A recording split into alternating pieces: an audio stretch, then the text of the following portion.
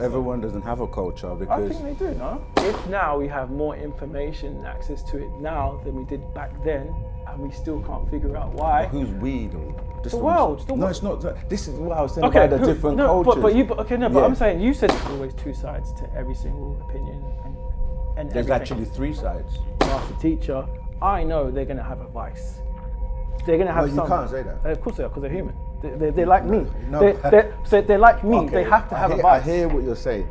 You can disagree, and there's nothing wrong with disagreeing. So you that believe mindset of people. a utopia. So wait, just so we're understanding. Yeah. You're going to give me an example of a utopia.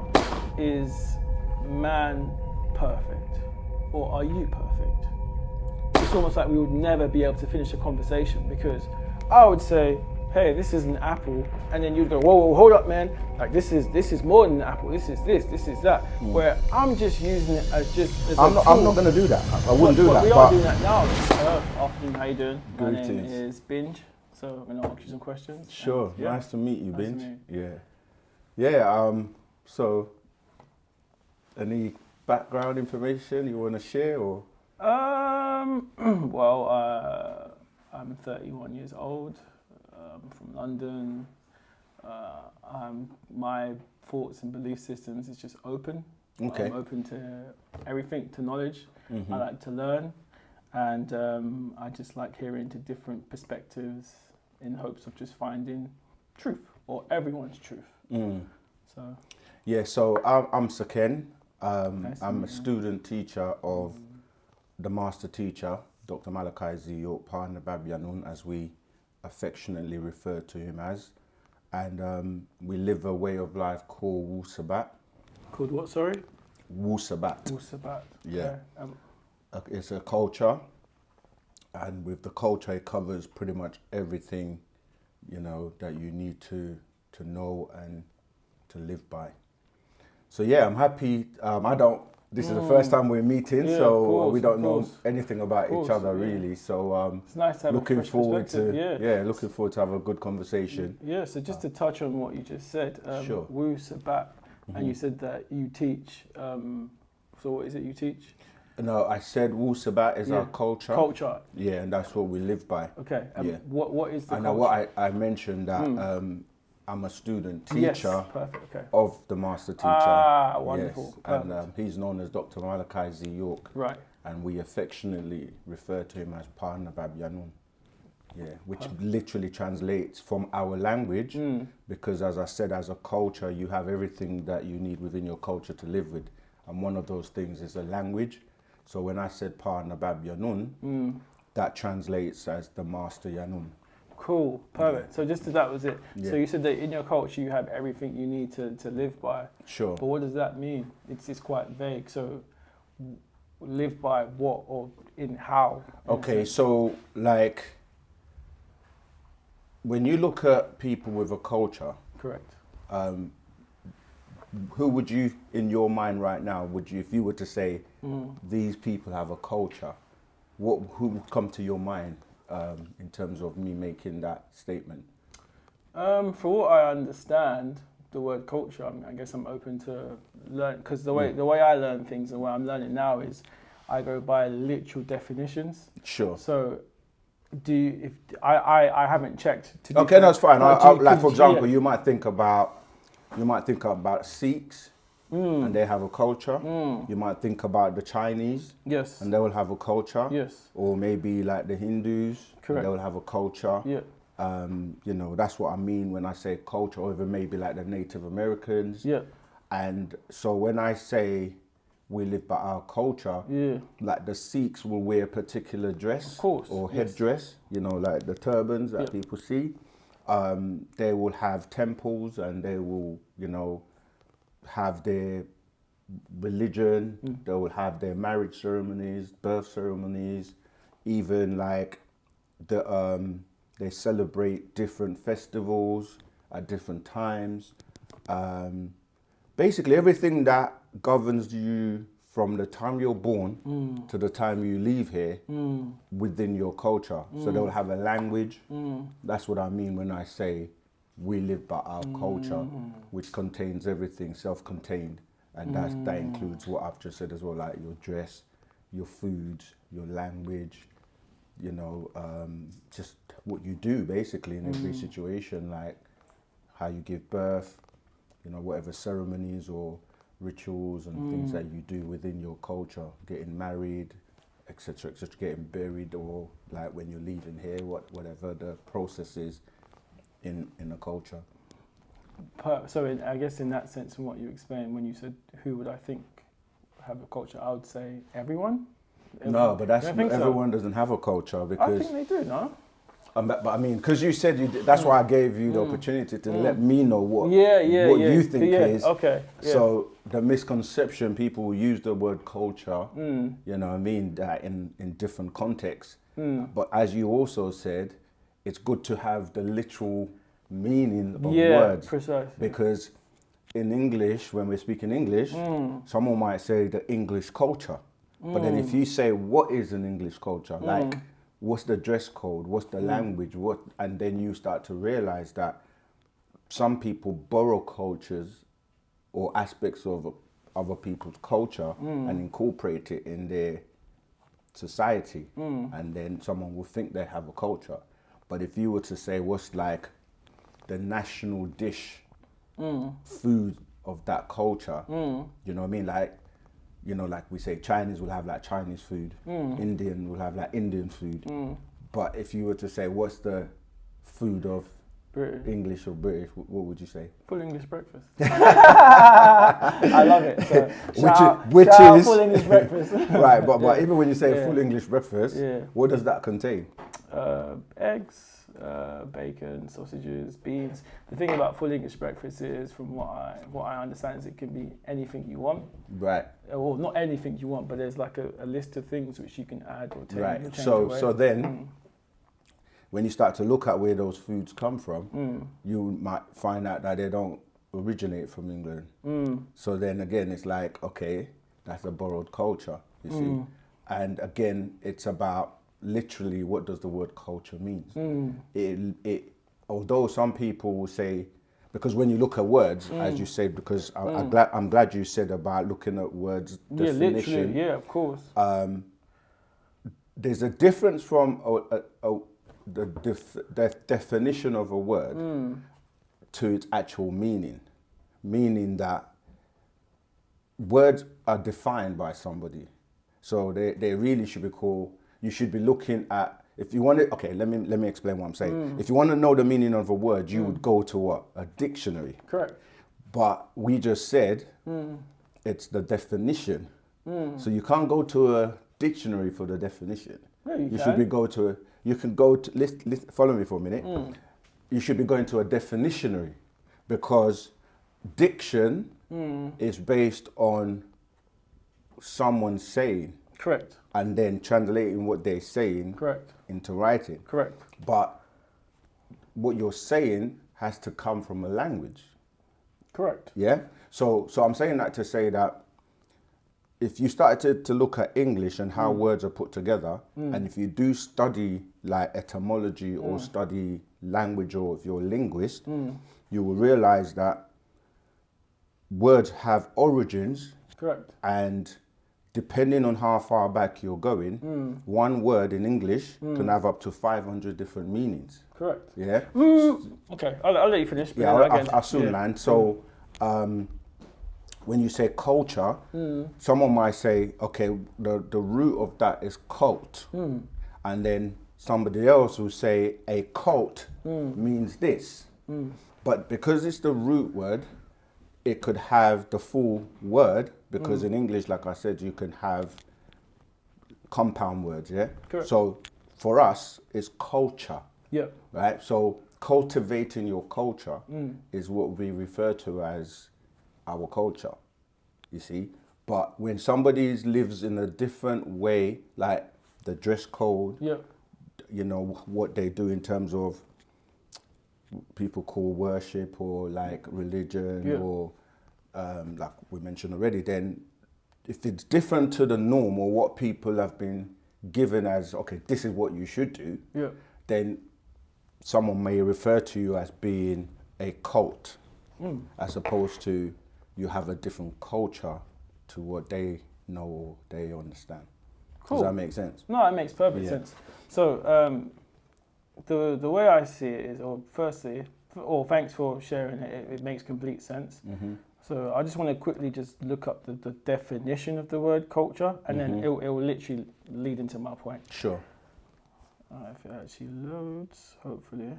And whilst you're looking it up, this is what I was saying, that you also have to look at it from an etymology point of view as well, because, you know, you hear things like in the 1st century, or this word was like from Latin or from Greek or from, you know, and this is what it was like many years ago and today. And so when you look at a dictionary, normally you have, you know, different kind of breakdown for the word, but then if you go to the etymology, you will find its roots and where it came from and so on and so forth. But have you found it yet? Yeah, that makes sense. Okay, so it says, it says the arts and other manifestations of human intellectual achievement regarded collectively, and the other one is the ideas, customs, and social behavior of a people or society. Right. So in that sense, I still believe that the English does have a culture, because if you look at, let's say, for example, the social behavior, sarcasm, that is quite an English thing. So that's the culture. The ideas and the customs and the way that we dress and the stuff we do, go into a pub after work, and there's just so many things to say. I personally believe that English has its own culture, and it leads into the other opinion that of the saying, I'm pretty sure you're aware, no idea is original. So if you're still able to borrow ideas and things from other cultures and blend them in with who you are and your essence to make your own, that is still your culture, because as the saying goes, no idea is original. And then the other point I wanted to make is, the thing is that I see, I've noticed a lot is when it comes down to words, as you're saying, the best way we can go by words is taking it literally, because us as humans, it's the best way we are able to communicate. And I can't, my memory's not amazing because I have ADHD. So please correct me if I'm incorrect. But you mentioned something along the lines of the language. So you can say one English word, and it could have 500 different meanings in etymology. So let me ask you, if I was to say, hey, can you give me £5,000? And you tell me no. Can you tell me 500 different meanings of the word no, when no literally just means no? Okay, so I didn't say every single word has 500 meanings. I said some words, right? So there are some words that you would say, if you look in the dictionary, it can have many meanings. And so, first of all, we'd have to define what is language and who created the language. And a couple of things you said, like, for example, you went to the phone and went to, I assume it was Google, right? And because Google says it, does that mean that that's the be and end of it because Google says it? Because Google is an application that's written and created by somebody. Absolutely. And just because Google says it doesn't mean it's always true or correct, right? Absolutely. Right. Sorry. No, go for it. And the other thing is you use a lot of the phrase "I believe," right? And one thing with Wu-Sabat is we don't deal with belief because, again, when you break down what does the word belief means, it literally means to accept things without proof or things that you do not know.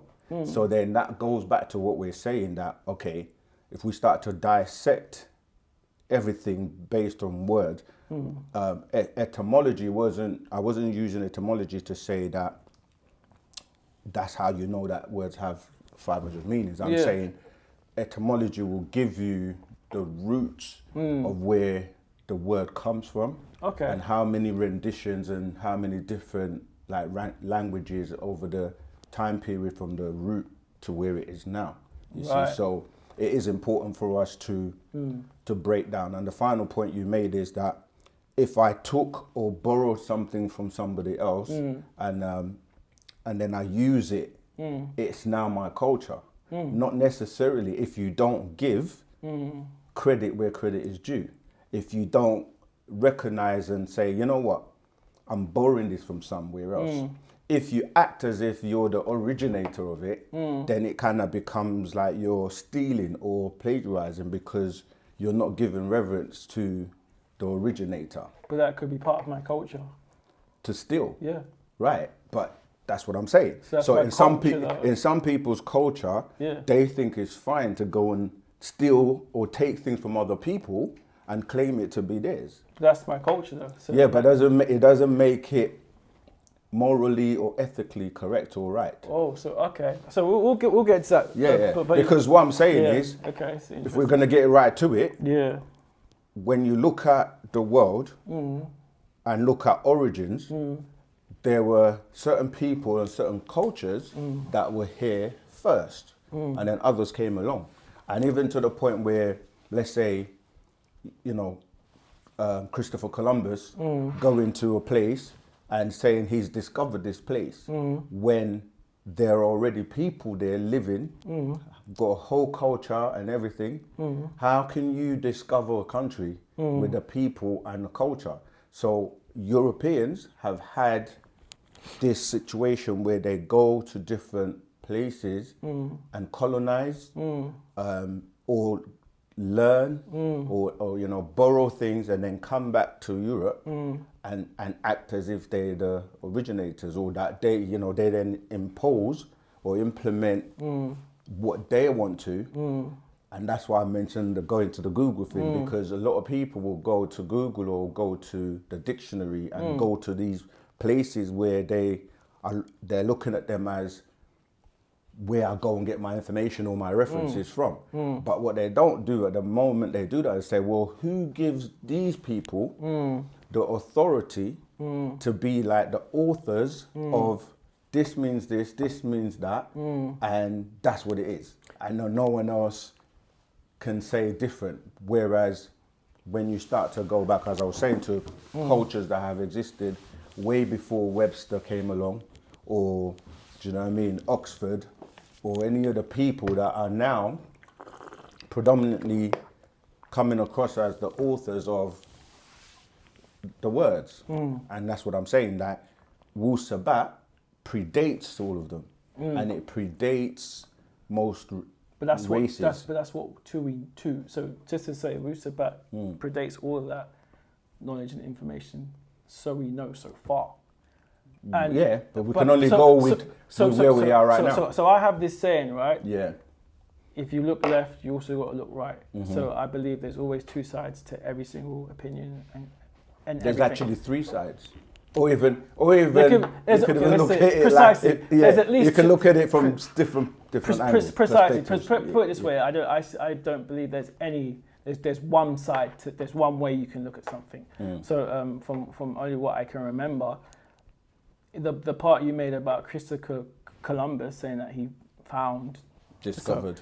Discovered. Technically, he did discover, because I'm pretty sure the word discover means that you discover something. So you've seen it. So no, there's uncovering and discovering and originating. What does discover mean? Like definition of the word. If you want to use your Google again, you seem to sure. But this will touch on to the second part that I'm You can go ahead. Yeah. So I'll make this first. You mentioned the fact that who made Google and who are they, and the trust, and can we verify it? I agree 1000%, right? So my belief on this, and I'm using this word, is us as humans, right? We're flawed. There is no such thing as a perfect human. Right. So everything we make is going to be flawed. So the same way Google is going to have its flaws, you have to accept that etymology is going to have its flaws. Okay, but who defines what a human is? You just said us as humans. Yeah. Right, but there are different classifications that I could use, which I could say I'm not a human, and you would say we're humans, for example, right?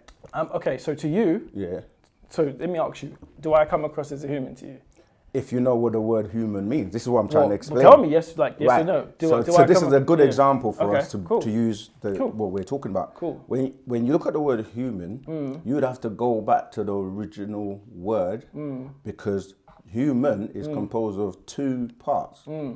Hu, H-U, and man, M-A-N, right?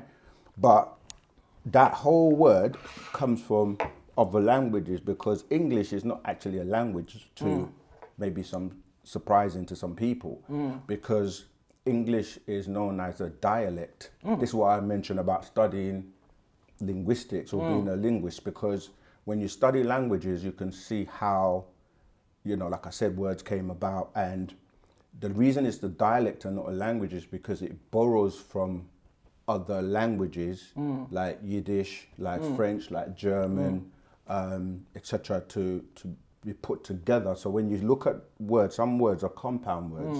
Like if you say understanding, you will hear under is a separate word and standing is a separate word. And then when you put them together, you get a different.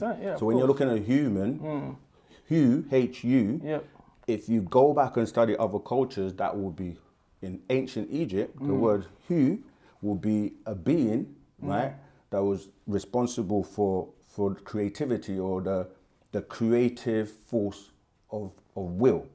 And man, again, you have to research that, because then that will go to what people call, say, a mammal. Right, so when you classify people as humans, it almost sounds like everybody is in one category. But then you have other words like mankind, like gods and goddesses, or, you know, different classifications, supreme being. So there is a difference between, you know, like you could go supreme being, human, man, mammal, beast, demon, ghouls. So there are different classifications that you could actually use to describe what you're calling humans in one umbrella. You see what I mean? That's why it's so important to know, okay, we're using this language, but if you don't speak a language from another culture, then if you, like, for example, I had a conversation with someone else and they refer to the deity that they worshipped as God, but in their language, it's Allah. But I said to them, well, why are you using God for Allah? Because Allah is Arabic and God is English, if you want to use that. You see, so this is where people can be confused by mistranslations from one language to another, and then meanings get lost as well. Of course. Another quick example, and before I let you come in. So, for example, humans, or some humans, will live their life in terms of morality or ethically, by saying there is a being called God who gives me the instructions to live by in a book, and then I follow that book. But if that book is riddled with mistranslations, because you have to go back to, like I said, if you're reading in English, for example, you're going to be misled, because words being translated from original, like, ancient languages into English, a lot of the times there aren't any equivalent in terms of bringing that meaning over into English. You see, so an example would be like, in the Bible, in the beginning, God created the heavens and the earth. Most people will just use that word God, but won't go into the word and break it down and find out who is that and where did it come from, and so on and so forth. And that's kind of an example of what I'm trying to say. So language is very key to meanings, and then what you actually know about what it's trying to convey. Absolutely. As I said, everything you say makes perfect sense. I agree, but it just goes to support what I was saying, that correct, English has its flaws, right? But every single thing that we have made is going to have its flaws. Who's we? When you say we have humans, made? us. But again, that's what I'm saying. You can't classify everybody as being responsible. But what I'm trying to say is, us speaking, right, and the language we're using. Even though we could have moments where we could be saying different things, like based on our understandings and whatnot, it's still the best that we got. So even though it's flawed, it's still the best that we have available right now. It isn't. But listen. It isn't. Listen to what I'm trying to say. speaking using words, that's what I mean, literally, is the best way we have to communicate right now. The other According to you. let me finish. Yeah. The other alternatives, what I'm happy for you to tell me, if you know, is we just sit and we communicate like other animals, other species, where they don't use words. They they use their hands, they use motions, they use gestures. So, and that has its own flaws there. So you can tell me other methods we could use to communicate, but they're all going to have flaws. So the best thing we can do is make do with what we have and constantly build and communicate so we can have a better understanding. So you're making an assumption that they're all going to have flaws. How can you say that? If you tell me, I'm going to. Yes. I'm saying, how can you say they're all going to have flaws if you don't know the other language and have never used it or tried it to see if it does have flaws? And because you're saying we're using words, right? We're not just using words. What we're actually using is tones, sounds, and vibration. And each tone has an effect on you because when you're dealing with sound, you're actually dealing with motion and vibration, as I've said, and that can have an effect on your whole being, on your body, because everything vibrates, and even if you can't see it with the naked eye. So you're dealing with, on a molecular level, atoms and vibrations. So certain tones, certain words are not really good for you, right? Or are not able to give you the best or highest vibration that you should have. Some aren't good, but some are going to be good. So let me just ask you directly. I didn't actually finish. Okay. Yeah. So I'll say, can you tell me a language that is perfect? Yeah, Misbatiya, that's the language that we speak, which is the original language on the planet that was brought here by beings that vibrate on a much higher level, that know the effects of tone and sound. So that's what I'm saying, like, if you do study how the English language became the most prominent language around the world, it was done by, through serious influence, which was not always agreeable, right? And if you don't speak another language, because if you speak to like the different people I mentioned before, like a Hindu or a Chinese or somebody else who speaks another language, they're able to express themselves better in their language with the tones and vibrations that come with that language. Absolutely. So I'm saying that to say to you that English is actually quite, when you do study languages, it's quite a dead language in terms of the vibration and the frequencies and the tones, because it's very mono as opposed to, and you can do this through experiments, because there are many experiments that have now been done with sound, and sound can heal. You can just use frequencies to heal. So that's why it's important to use the right vibration and frequency, because I can say something to you and it can actually put you in a spell, or that kind of like have your mind binded in a way that what I'm saying to you is designed to have you confused. Cool. You see, so that's why it's important to be clear, because another thing you said before was truth, and that's why I gave you the distinction between believing something and knowing something. They're two different things, because you can believe what you like. Someone can say something to you and you can believe it. Correct. But that thing doesn't necessarily mean that it has been substantiated or it's evident in terms of... By who? By checking it out, by research, by anybody. Like, for example, that's what I'm trying to explain to you. Truth is truth. Like, when you say... know so far. That we know so far. So no, let me give you an example, right? If I say this is white and I say this is black, would you accept that based on English and what we know? Yeah. Okay, then what is this? Brown. Okay, so when I call you a black person, Yeah. are you a black person or are you a brown person? I'm I'm a black brown. You see, Yeah, that but- was just an okay. example to show If you I how was- easily. Okay, so if I was Let me just make that point, please. If I was colorblind, You're not letting me but I was finish. saying, no, just to quickly rebuttal. If I was colorblind, Yeah, but there's and no you said- rebuttal. I'm no, trying to show you something. How if you follow the facts, if someone teaches you that this is white, this is black, this is brown, which we all agreed and established at the beginning. Then the minute I asked you, are you a black person or a brown person, based on what you said in the initial instance of this being brown, you started to say, well, it's black or brown. It's like there straight away. It wasn't still completely clear now. It started to get into the realm of, is it black or is it brown? And that infers doubt.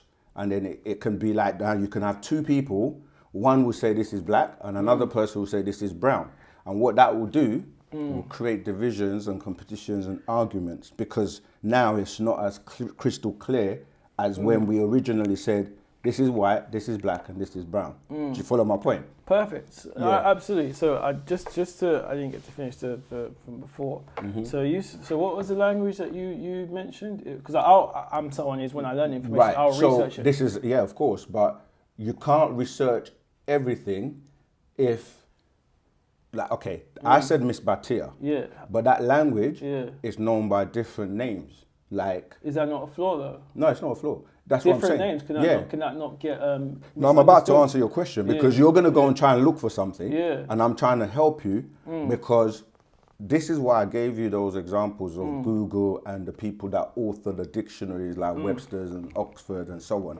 They are coming across like they're the authority and things start from what they say. And I'm saying to you, no, there's a stage before that if they're not the originators. And it's only the originators are going to know when that thing or that word or whatever had its inception.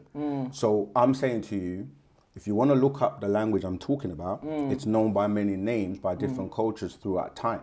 And one of the names is Sabaic, right? Or Nuwaupic. And these are the languages that people can go and research. Even the scripts of the language, such as hieroglyphics in ancient Egypt, or cuneiform or cuneiform in ancient Sumeria. These are all ways that you can go and research and find this language. And that's what I was trying to say to you. Because if you just went Misbatiya. But why are they in different names? Because over time, that's what I'm trying to say. Okay, so for simplicity, a lot of people are speaking English today. So if they don't know any better, they're going to go with English as being the authority.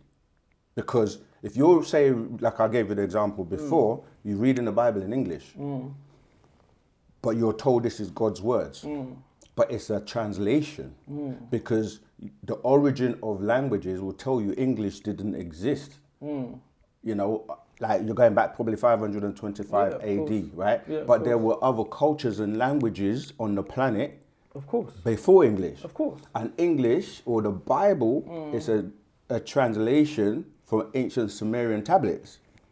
Or like, even if you want to go to before that, or not go that far back, you're going to go to, say, Hebrew, or to Greek, or Latin, or Arabic. So a meaning in Hebrew translated to English, if there's a mistranslation, you're going to get the wrong meaning. And that's what's happening. And I can give you several examples of that. So, but I mean in the sense of the... So when you're saying to me, why is it different names? I'm saying, okay, if you were speaking English today, you would use the word, say, any name, say Michael, yeah? Yep. But if you went to the languages that came before that, you like even say Arabic, you say Mikhail. Yes. If you went to say the Hebrew, you might say Malachi. Yep. If you went to the Sumerians, you might say Murdoch. Yep. You see what I mean? So it's different names, but it's different culture, and it's the same word. And you could do that with the word like Jesus, becomes Yeshua. Yep. It becomes Isa in Arabic. Yep. And, you know, you can keep going to different cultures. It's going to be different characters, but using different titles, you see. So it's important to, if you want to get the pristine, correct meaning without the mistranslation, then you have to go to the source. So what I'm trying to say is, if there's different names and it's being changed, is it not fair to say that it's being misunderstood if it's having to be changed? That's my point. You're saying the same thing. No, but with you, but I'm saying with your No, because I'm saying our language was the first language on the planet, But where you said all that- other languages come from. But you said it was perfect though. It is perfect. So why is it being changed? It has no. That's what I'm trying to say. Remember when I said, if somebody doesn't know the language and they borrow it and they make it into something else, then if you don't know the roots of the something else, you're just going to accept that as if it's correct or an authority, but it's not. So what I'm saying is, if it's perfect, then it wouldn't have need to be changed by the people who. It hasn't been changed. No, but you said the name. No, I'm saying the original is still there. But The people who have borrowed it are the ones changing it. That's why I said to you, like, when you said English was perfect, I gave you several reasons why it wasn't. I never said English was perfect. Oh, okay. I think you were saying something along the I lines said of every if language. that's what we're using. No, this is what I'm saying. I said that every language is flawed. Yeah, okay, that's what- yeah, we go with that. So what I'm saying, and I asked you if there's a perfect language, And I you said this. Misbatiya. So, Yeah. but then, But then what but does now perfect? You have to define perfect, though. But everyone knows perfect means literal. There's flawless, no flaws. It's Right. perfect. Right, but So- who defines if it's perfect and if it's not perfect?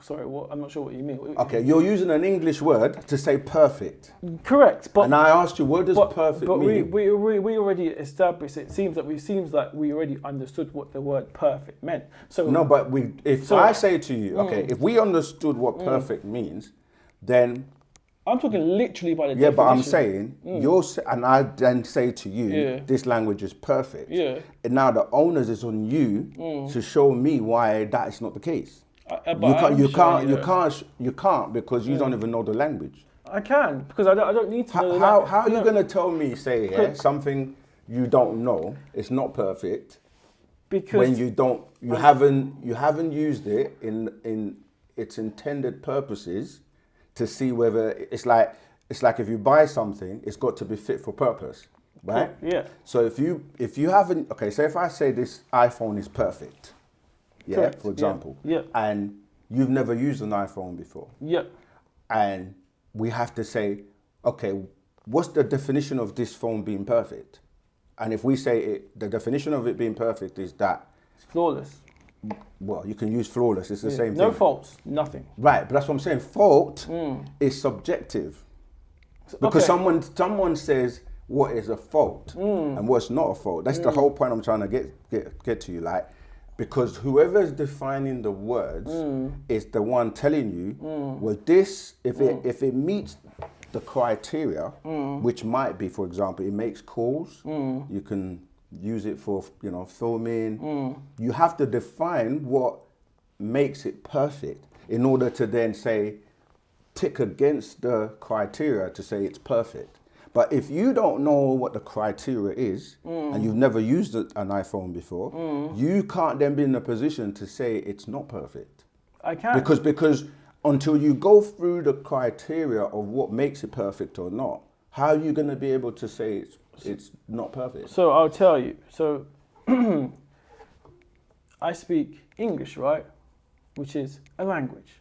I've already acknowledged that there is no such thing as a perfect language. You've told me there is.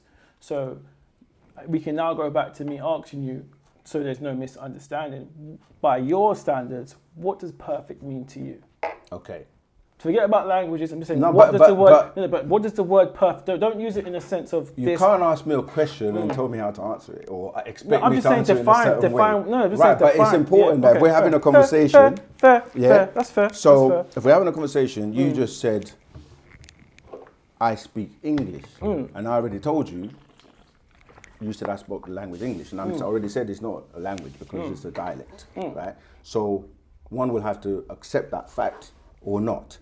You can say it's a language and carry on that way, but as I said, in order for me to substantiate what I'm saying, only a linguist or somebody who studies languages will be able to understand what I mean by the differences of a dialect and a language, right? Secondly, now you're asking me to define what makes it perfect. And I already said to you that when you're speaking, it's not just words, it's actually tones and vibrations, and they have an effect on your being. Yeah? And there's a Dr. Komoto. You can Google it on YouTube if I'm remembering the name correctly. Emoto, not Komoto. Yeah, Dr. Emoto. If you Google that, he did experiments on what tones and vibration that are spoken, what effect it has, say, on water. Yeah? Have you heard of this before? No, sorry, I'm just a bit lost. I'm trying to get to the point of... Perfect, yeah. When you speak certain tones, if the tones are destructive, yeah, in order for you to prove that this is perfect and this is not perfect, this is why I gave you this experiment by a scientist who conducted the experiment to see when he puts water in different vases and jars, you can go and check it out, and he speaks different words to the different water, right? And they start to transform, into very murky, like if he says negative words, negative tones to a particular jar, the water starts to get murky and, you know what I mean, like forms really destructive structures. And then he speaks positive words to another one, and it's perfect in terms of crystallization, because when you start to look at shapes that are formed, it's all mathematics, and mathematics is a way to define when something is perfect. Like, for example, when they look at and try to study architecture, because buildings are designed, obviously by an architect, and there's a reason why they do everything, like the pyramids in ancient Egypt. It baffles a lot of scientists to this day. To many people, they're trying to figure out how were these pyramids built. They're mathematically accurate to the precise digit, and they are responsible for giving out certain frequencies and energy and so on and so forth. I'm saying that to say that that's what you can do as a test using a language, like using Misbatiya when you speak it, and the tones and what it does to you. Because remember, I use the example of water because you're more percent water than, you know what I mean, your body, in your body. And the same with the planet, it's more percent water. Water is, if you know anything about, like if you study water in terms of scientifically, its pH value is perfect. Because it lies in the middle between going to an acidic side, which is where diseases and illnesses and certain things thrive, you know, bacteria. And then if it goes to the alkaline side, it's positive and it's much more healthy for you. So everything that is... So water's perfect. Water would be perfect in terms of the scale of the pH value. So is water perfect? Yeah. So it's on a pH value of 7, but if you've never done the research or studied this... If I drink nothing but water for 2 months, can I die? You can die from other things, but not from the water. So I will. So if I just drink water every day, I'll be able to survive. But again, you can survive longer without eating food. Correct. So that means you can survive longer with water. Correct, but I can still die from just drinking but when you say I will die, what are you dying from? Drinking too much water. No, it's not just drinking water. Obviously, your body is not designed just to only have water. Correct. Right. So that's like, then. Yeah, but that's what I'm saying. What you're defining as perfect, it's not kind of matching. It's not making sense, because you're saying that perfect in what sense? I'm talking about perfect in the sense of if you're comparing tones and vibrations and frequencies that are good for you, this, like I could say, these foods or these things are good for you, and these are unhealthy or bad for you. It's the same thing. Like if you were to, the best way is like you can't compare apples to oranges and then make a comparison.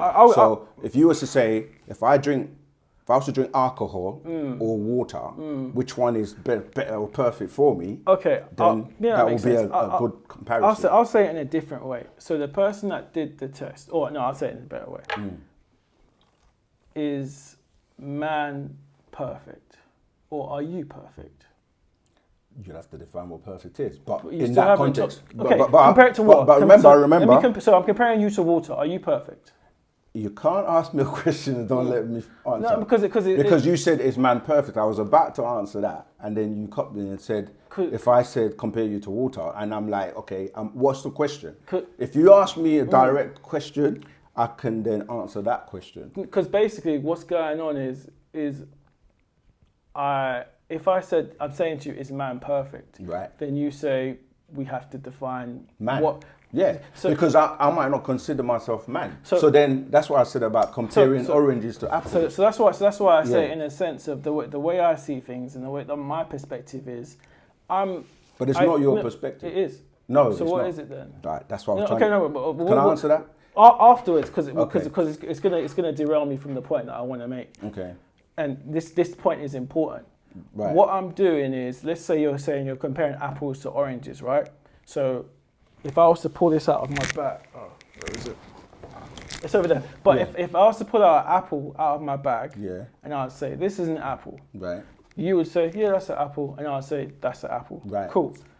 That's just a label. Right. That's just to get the point. That's literally just a stepping stone. Right. But so let me finish. So when I say man, however you want to see being, it this doesn't human, work that way. It does. And if you're here to learn, you're here to learn, as you said, you have to be willing to listen and learn, because what you're doing is what I kind of brought to your attention at the beginning.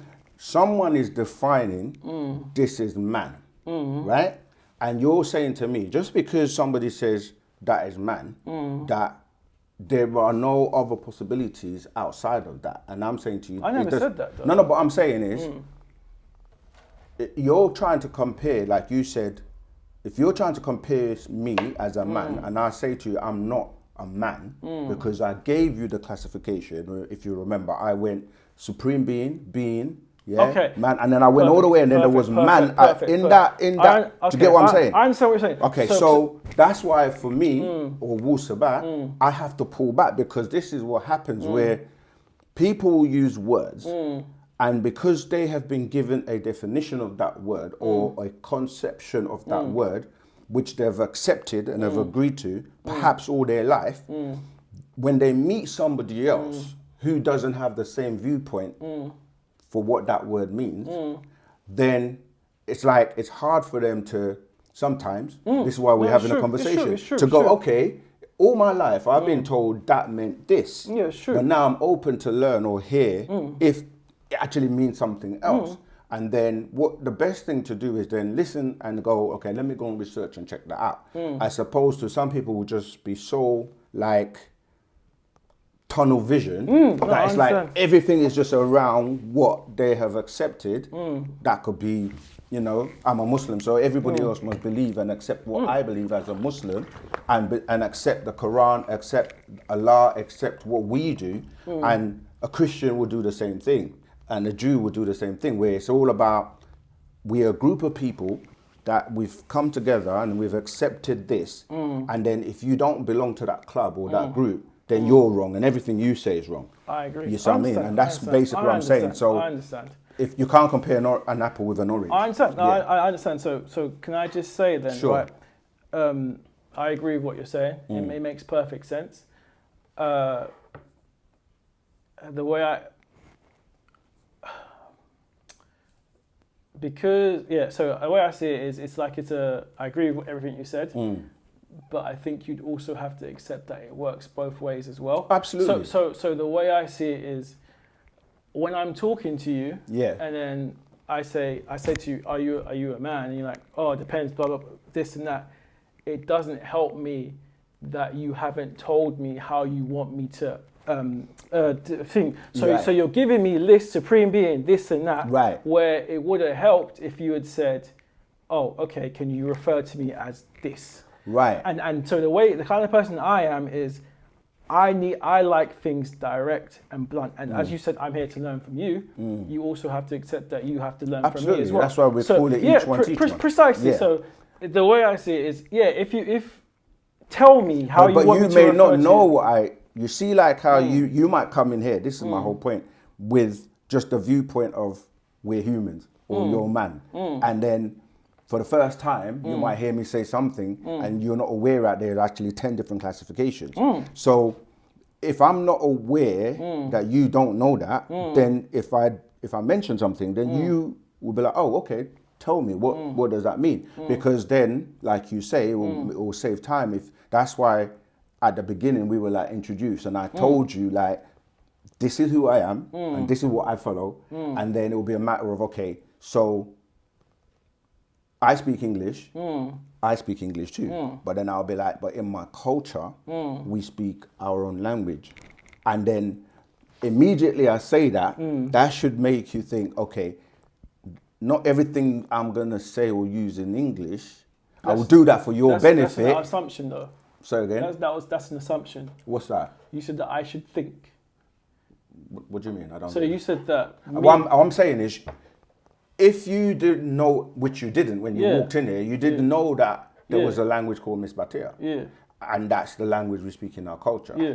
So what I'm saying is that it will be a little bit arrogant, not from you, but like, this is what I'm trying to explain overall anyway in general, that people, the English speaking world, or say Europeans who have predominantly made English the most widely spoken language around the planet, it's almost like people who don't have a culture or are familiar with other cultures, they might say, why don't you speak English? English is the word we should speak.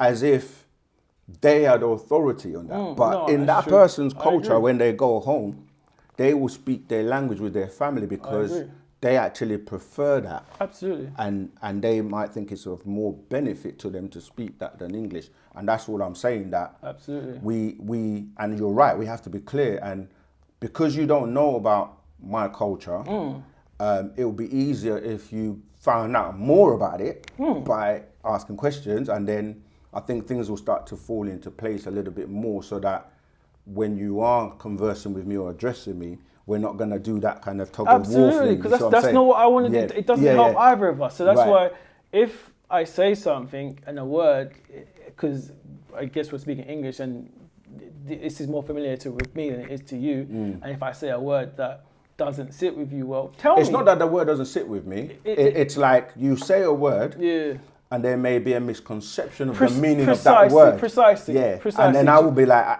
I have to correct you because. Tell me how you. That's what I'm saying. So go ahead. We're more clear now. Let's not. So if I don't use man, how would I describe you? No, what I'm saying is, you can use man, but if you generalize and say we are humans or we are men, then I'll actually be like, actually, no. Do you know what I mean? We can't put everybody in one basket. It's not that I don't understand or know what the word man means, but I would then answer the question within the context of what you know as man or what we have agreed as is man, which might not necessarily apply to me. 100%. Okay, that makes sense. So the in essence for that, because I feel like I have a lot of questions to ask. Yeah, and I want you to get through the questions. And this is it. So rather than talk about everyone or this or that, how would you describe man or everyone or humans? What's the word you will use? Okay. I don't need to know all the names. I got you.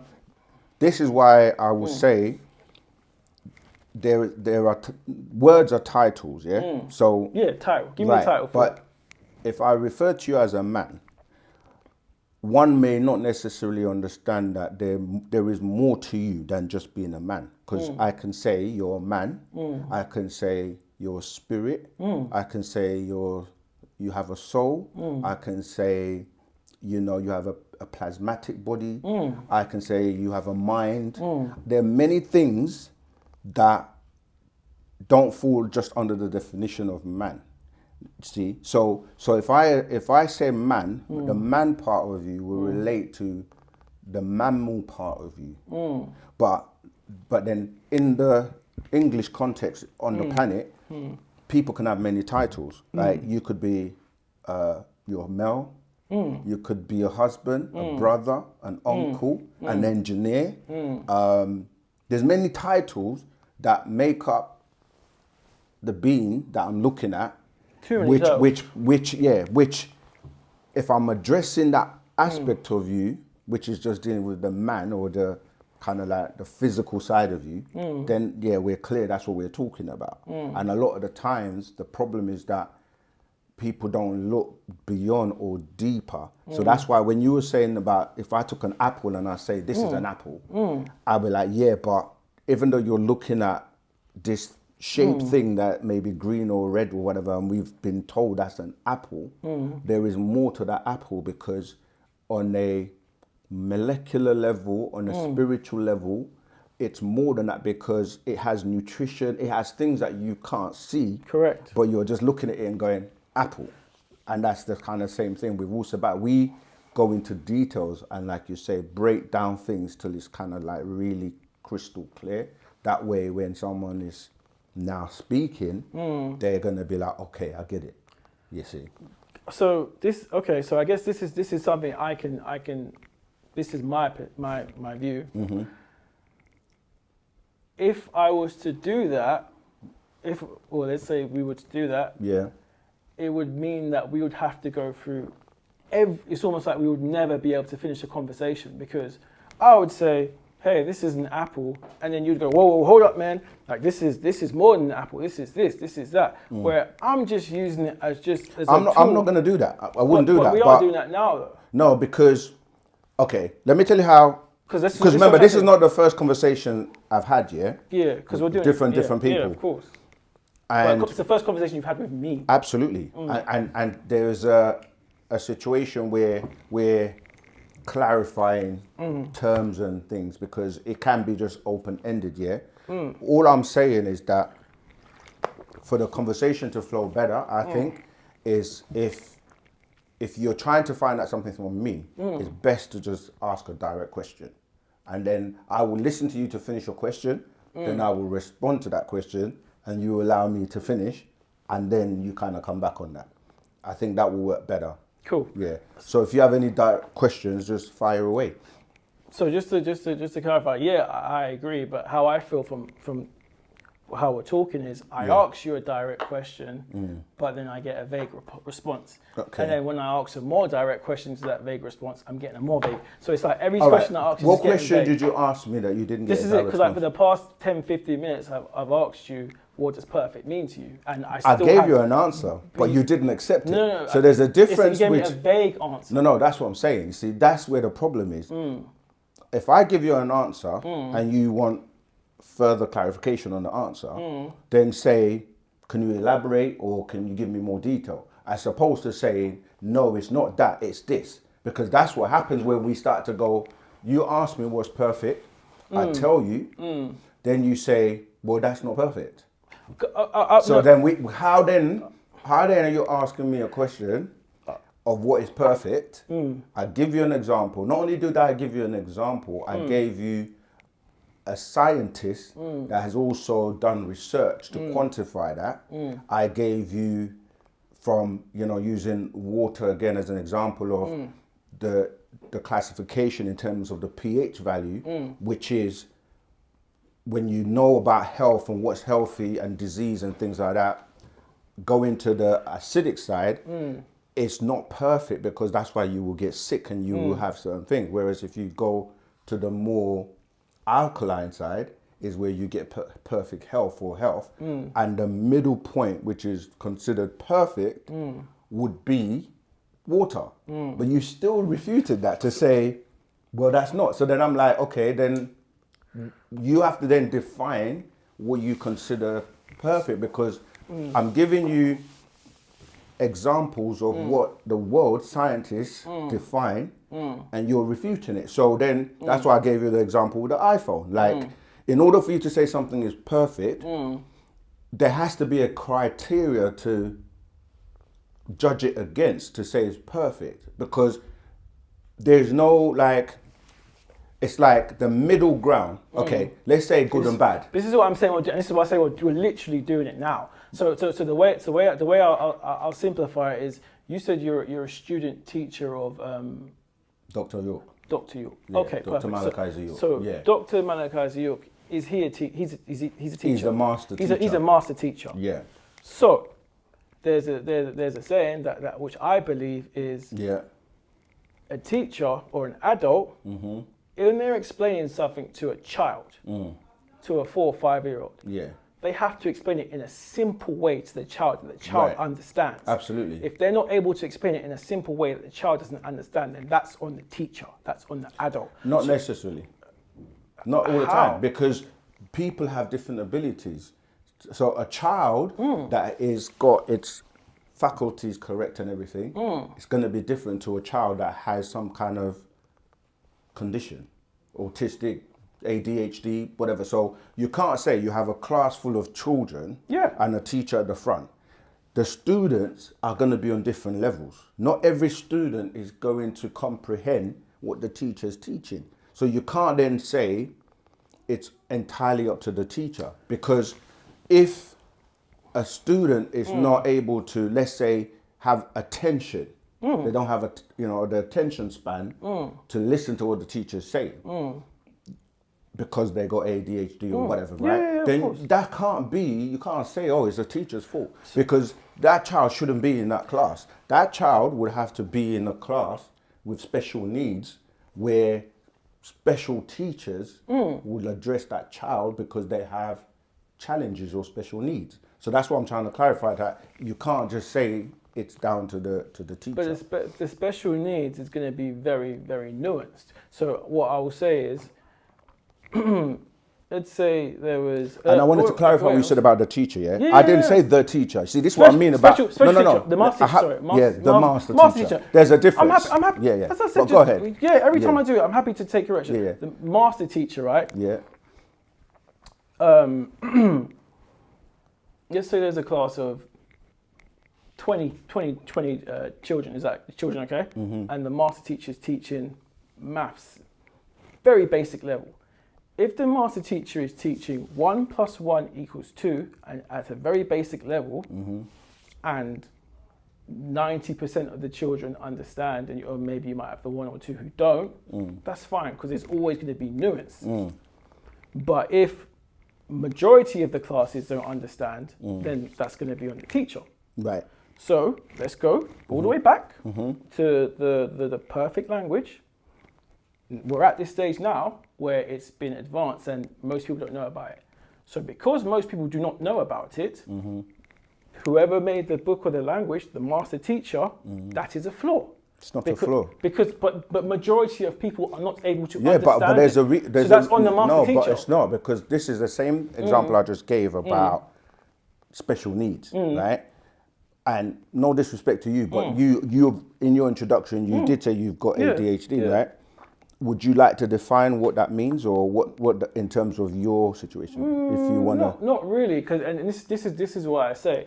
So I'm saying that because of what you just said, and this is why you got different levels of, like, when you're starting out as a child, you go to like kindergarten or nursery, then you move on to, I use the English system where you might go to primary school, then secondary school, and then you might go on to college or to university, and you might then do postgraduate and become masters or whatever, So there is a different classification, and you can't teach a child university level, which is the point you were making before, in terms of you have to simplify things for the person, based on their attainment. And I'm saying to you, we say things, and because people can run away or go off on a tangent with the wrong information, we have to be crystal clear on what we mean by what we're saying. This is why it's like you have to say what you mean and mean what you say. That's why even I pulled you up again or pull back on you in terms of, I said he's the master teacher, and then it's kind of like that went in and went out, because when you started to refer to him, you said the teacher, and I had to say, no, the master teacher. The reason that's important is because there are many teachers. Correct. And when we say something is perfect, we define what we mean by that, So the reason we call him, or he's got the title, the master teacher, is because nobody teaches like him. And the teachers or other teachers who could be masters, he will be the master of masters or the master of teachers. He's the master at teaching, which will put him on a different level to other teachers.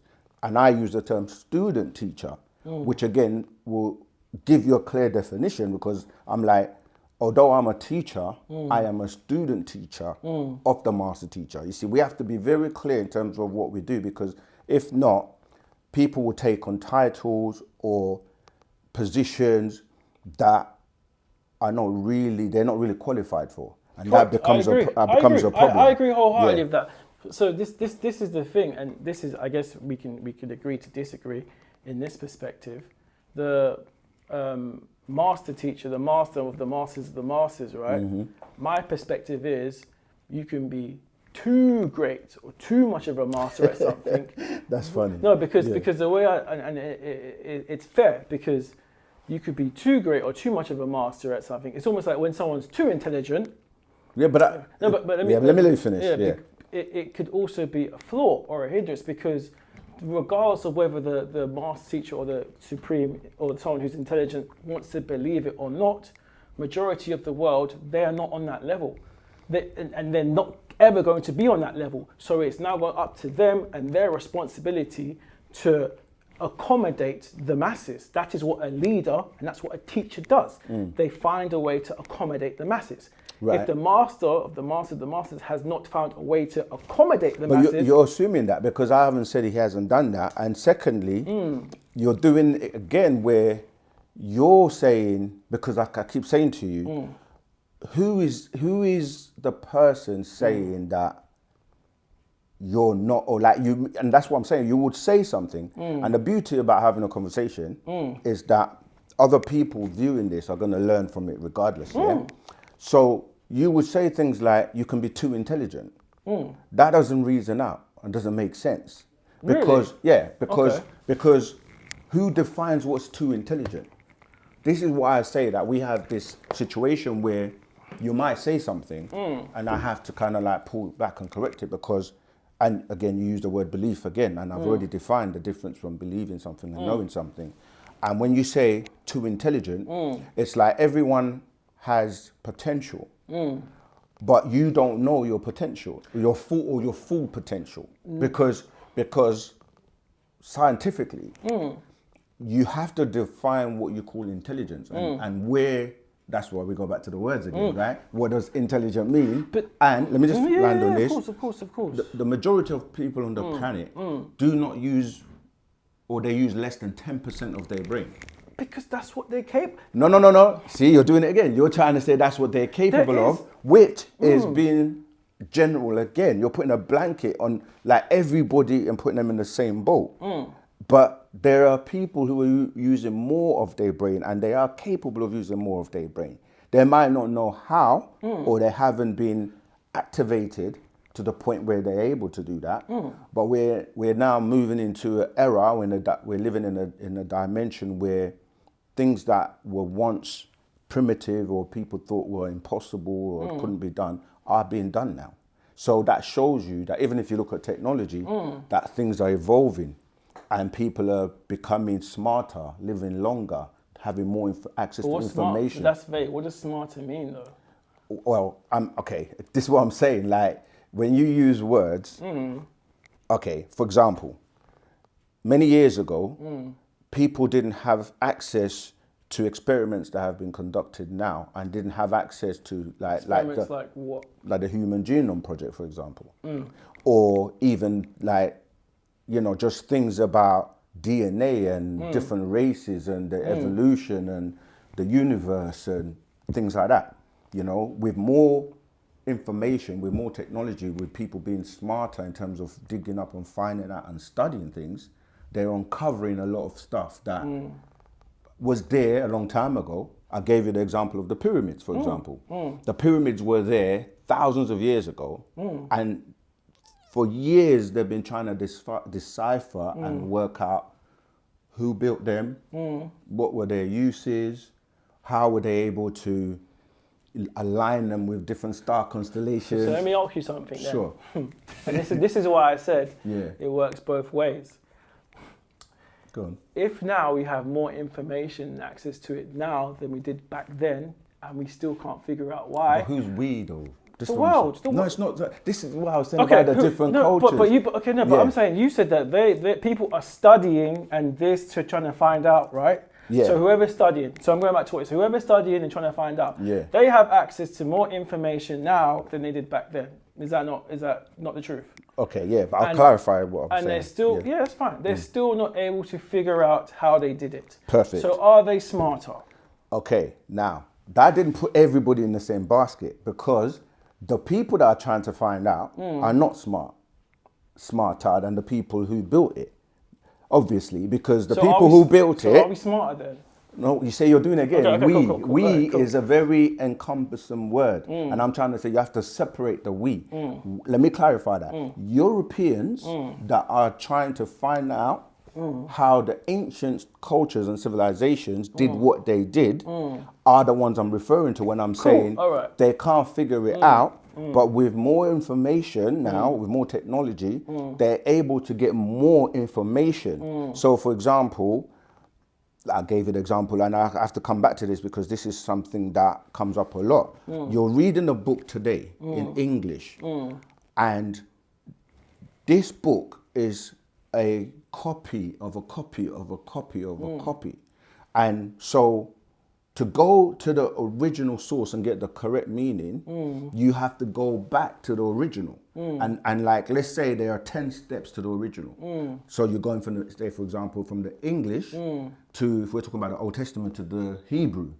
You learn more with the Hebrew than you do with the English. However, within the Hebrew... more what, sorry, though? Like the meanings and the clarification of what you... What though? The words. Like, okay, let me give you a simple example. Yeah. In Genesis, I won't even use the Genesis, I use the first line of the Bible when it says, in the beginning, God created the heavens and the earth. In English, you're told God is a being that did everything. And throughout the entire Bible, you'll see this word God, God, God, God, God, God all the way throughout. And you're told that it's one being, singular. But in the Hebrew, when you then break that word down, it's a plural, and it means more than one being. These beings, Elohim, right? So now, the English was telling you one thing, which was incorrect, but now you know more information. You're like, oh, it's Elohim. Elohim means more than one, these beings. Okay, cool. Then you study the Hebrew, and you find out, oh, the Hebrew actually comes from older texts, like the Sumerian text, and you go, oh, from the Enuma Elish, the Gilgamesh epics. And you go, oh, let's see what they say in there. When you go into that, and it's using words that are talking about, say, Enki and Enlil. So now you're stepping backwards, but you're learning more information. But About what, though? I just gave you an example of a word, like God. So I'm just saying, you're learning more information about who, what God is and what it means. Oh, yeah, that's what now we're talking. So that's what I'm saying to you. Like, but when you get to the Sumerian, they will say, oh, the beings that we're talking about came from somewhere else. And then they'll call them the Anunnaki. So now, excuse me, from where you started off from, which was just plainly English with God as a one being that is doing all these things, as you've discovered more or uncovered more, you then get a clearer and a bigger picture of what the whole book that you're reading in English was trying to convey, which will now give you, oh, now it makes sense. Because where I was thinking in singular sense, I realize it's more than one person. It's not just one person. So that in itself is a big kind of like uncovering. And I just use a very simple example, but you could do that with anything, any subject. Correct. And that's what I'm saying to you, that I'm specifically talking about Europeans who have had the authority in the last 6,000 years to name everything and define everything by beings called the Adamites, which weren't known about prior to like 6,000 years ago. And now the scientists, anthropologists, archaeologists, historians, all the people that want to study to really know about that subject have now uncovered fossils, excavations, taken that DNA. They've done the Human Genome Project to basically be able to define every genome or a part of the genome, which they found 24,000 genes, and they can now go, oh, this gene is responsible for this in your genetic makeup. And the more they know, they can now say, okay, this gene is responsible for causing these diseases or these ailments or these deformities. So they can now look at that in a fetus or whatever and remove that gene to avoid, do you know what I mean, the outcome that would be negative. That's what I'm saying. So the more you know, the more you research, the more you study, the more things become clear, so you're not confused. Here's the interesting thing, right? I think, this is probably the final point I'm going to make, and then we'll move on to something else. This is just what I see. Regardless of whether I look at something, what you're talking about, so you don't say God. How would you say, just so I can understand? You don't say God. You would say. For what? So in terms of you're telling me about the examples, you don't use the word God. Right. No, it's not. I don't. Okay. You want to ask me what would be a deity in our culture? Yeah. So the master teacher, who I referred to, that's a title, but he has names, and as I said, Pa Nabab Yanun at the beginning, that would be Pa Nabab Yanun. So I'm trying to finish it. He would be considered a deity, a supreme being, and we refer to those types of being in our language as the Pa Natharu. So Pa Nufaru. Natharu. Yeah, but that's in our language, so I don't expect you to know. Yeah. This is why I say. So we would say Pa Natharu. Or Pa Nabab Yanun. Pa Nufaru. So the way this is just my perspective. So in terms of me looking at it simple in the English language and seeing the word God. Yeah. And seeing the going back and back, I can go back as far as I want and learn all the informations. Yeah. And I learn the words and Natharu, and I learn all those informations. Me personally, I believe there can be such a thing called too much information, which is why everything what you told me it makes sense. Yeah. But in order in a simpler way, I would just look at them all saying the same thing in a sense. But this is just my in a sense of they have titles, but all of what they are higher powers. Something that I'm not going to be able to fathom.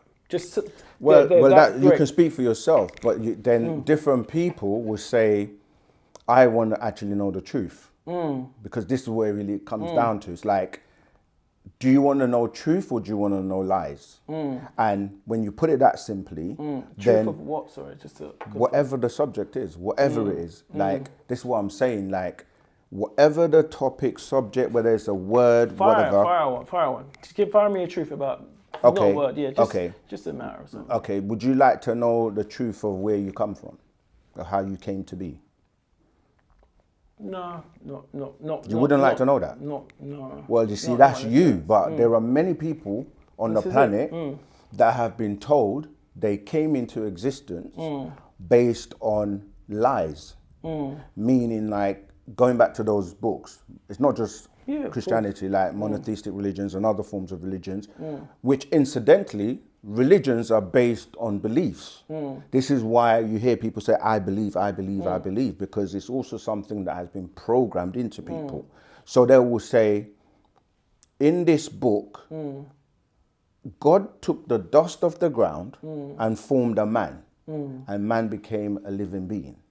Then he took a rib out of that man to form woman.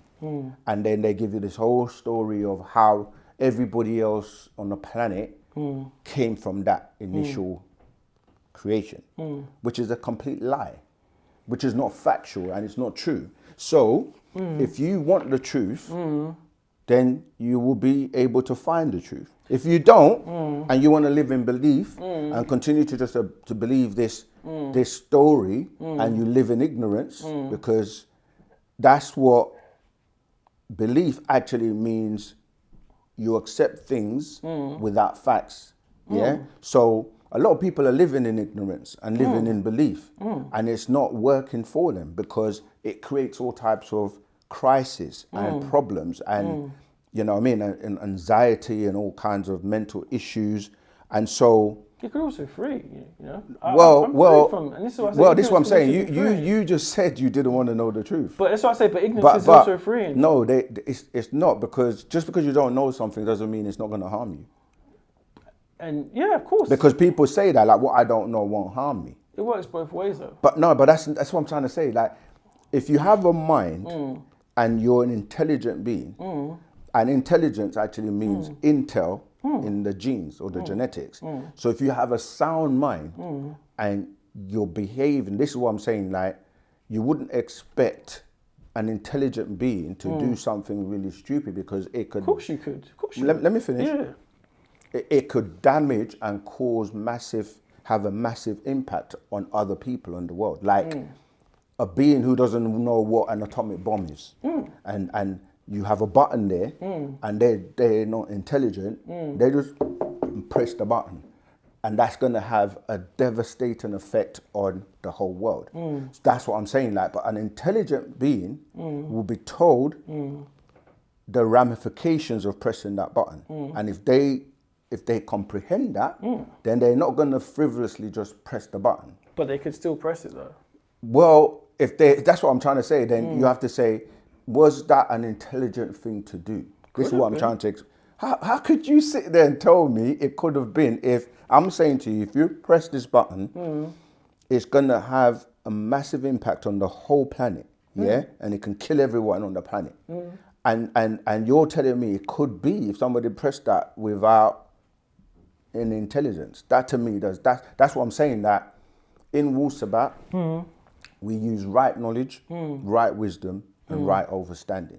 Now, there's a big difference with having knowledge. So you can have knowledge, you can have wisdom, and you can have understanding. But you can have wrong knowledge, and you can have right knowledge. And this is what I'm trying to explain to you, that if you have correct knowledge, then you're expected to apply it so that you get the best outcome in your life.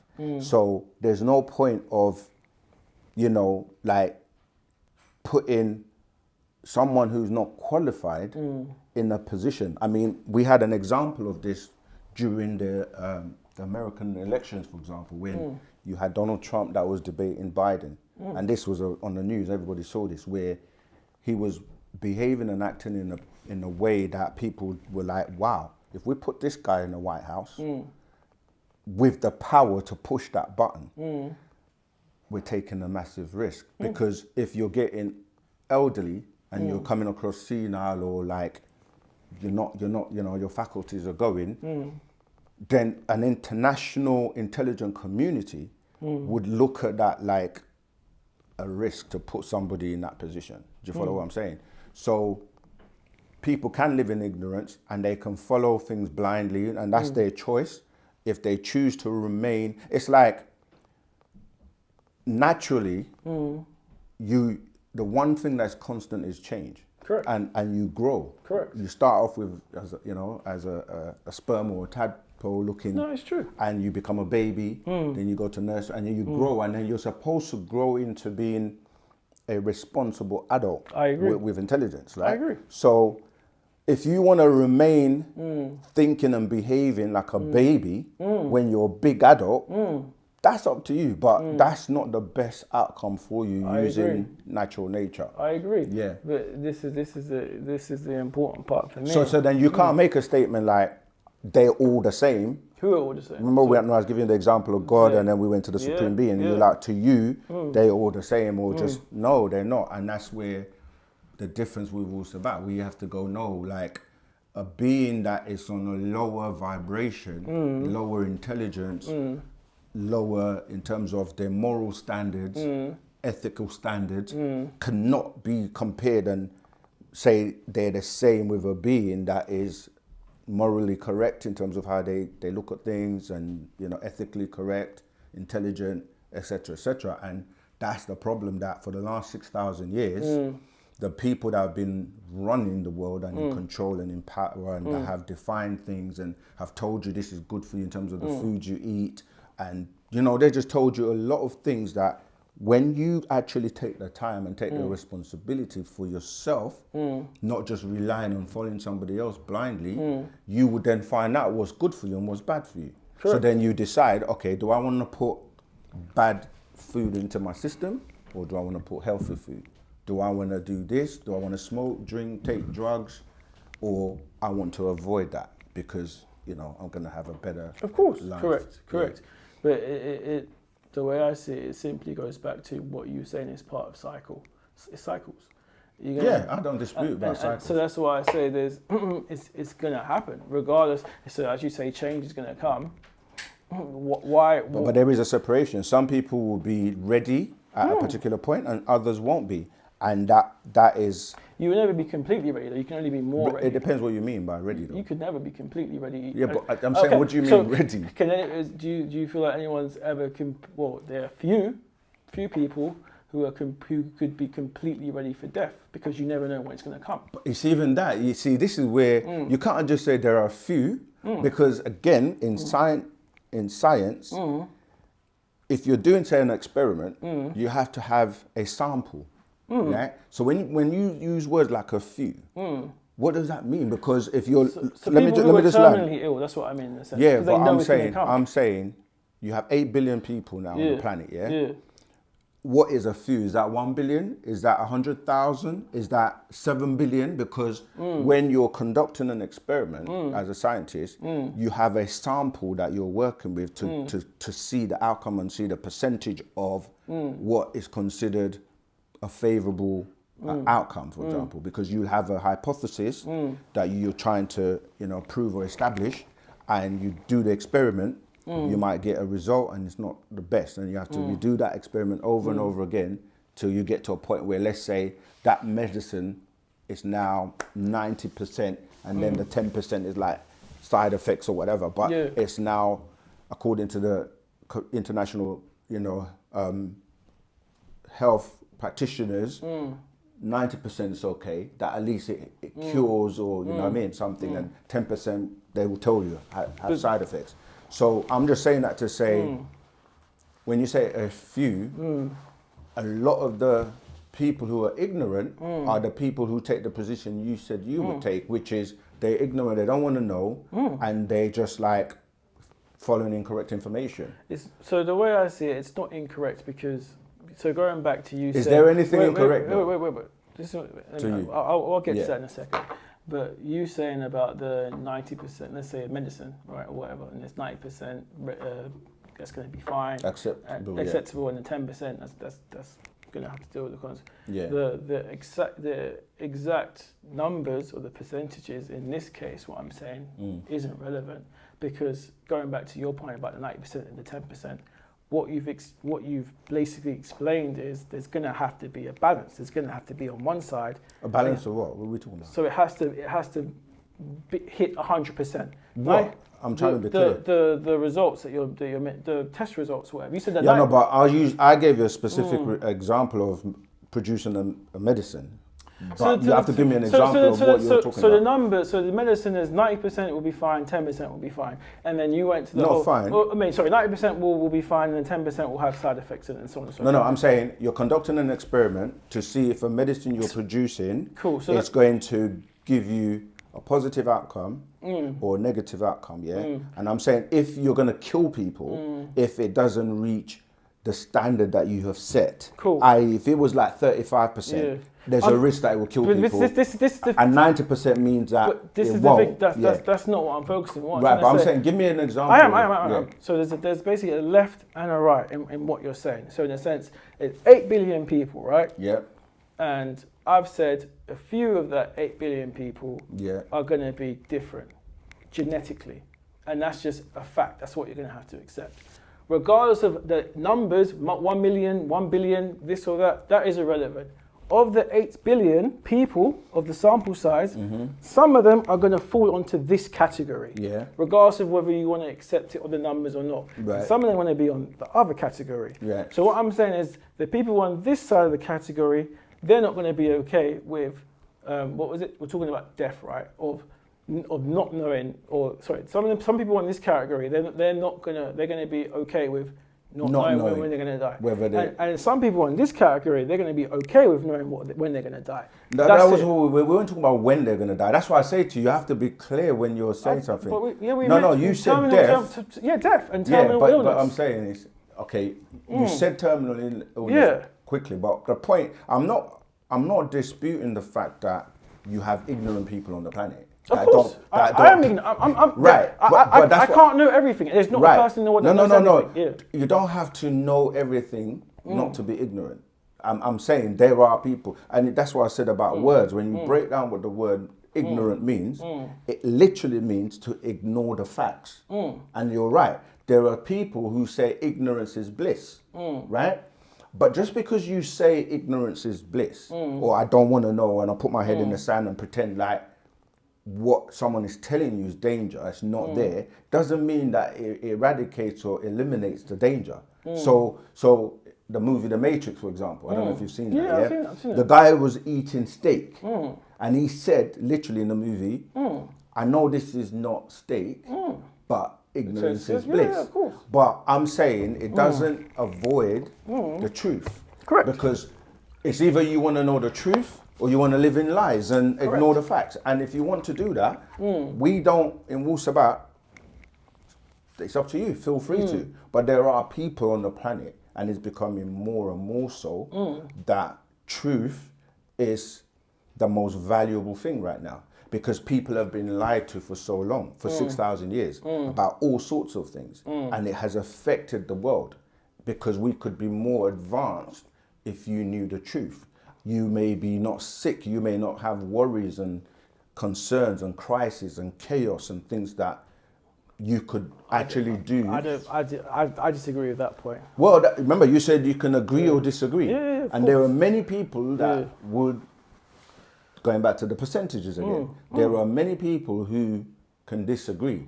But you can disagree doesn't mean that what truth is not going to remain truth. But that's not the truth, though. What's not the truth? That you're saying that we would have no sicknesses. I didn't say we'll have no sicknesses. So you're saying that, this is what I'm saying is very specific what we say, because that's what I listen for.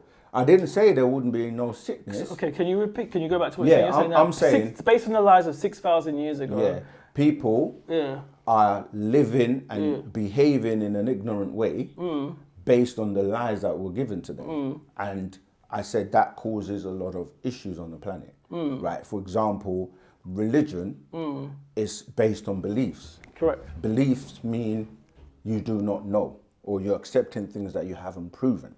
And now you have many wars going on the planet for thousands of years based on religion.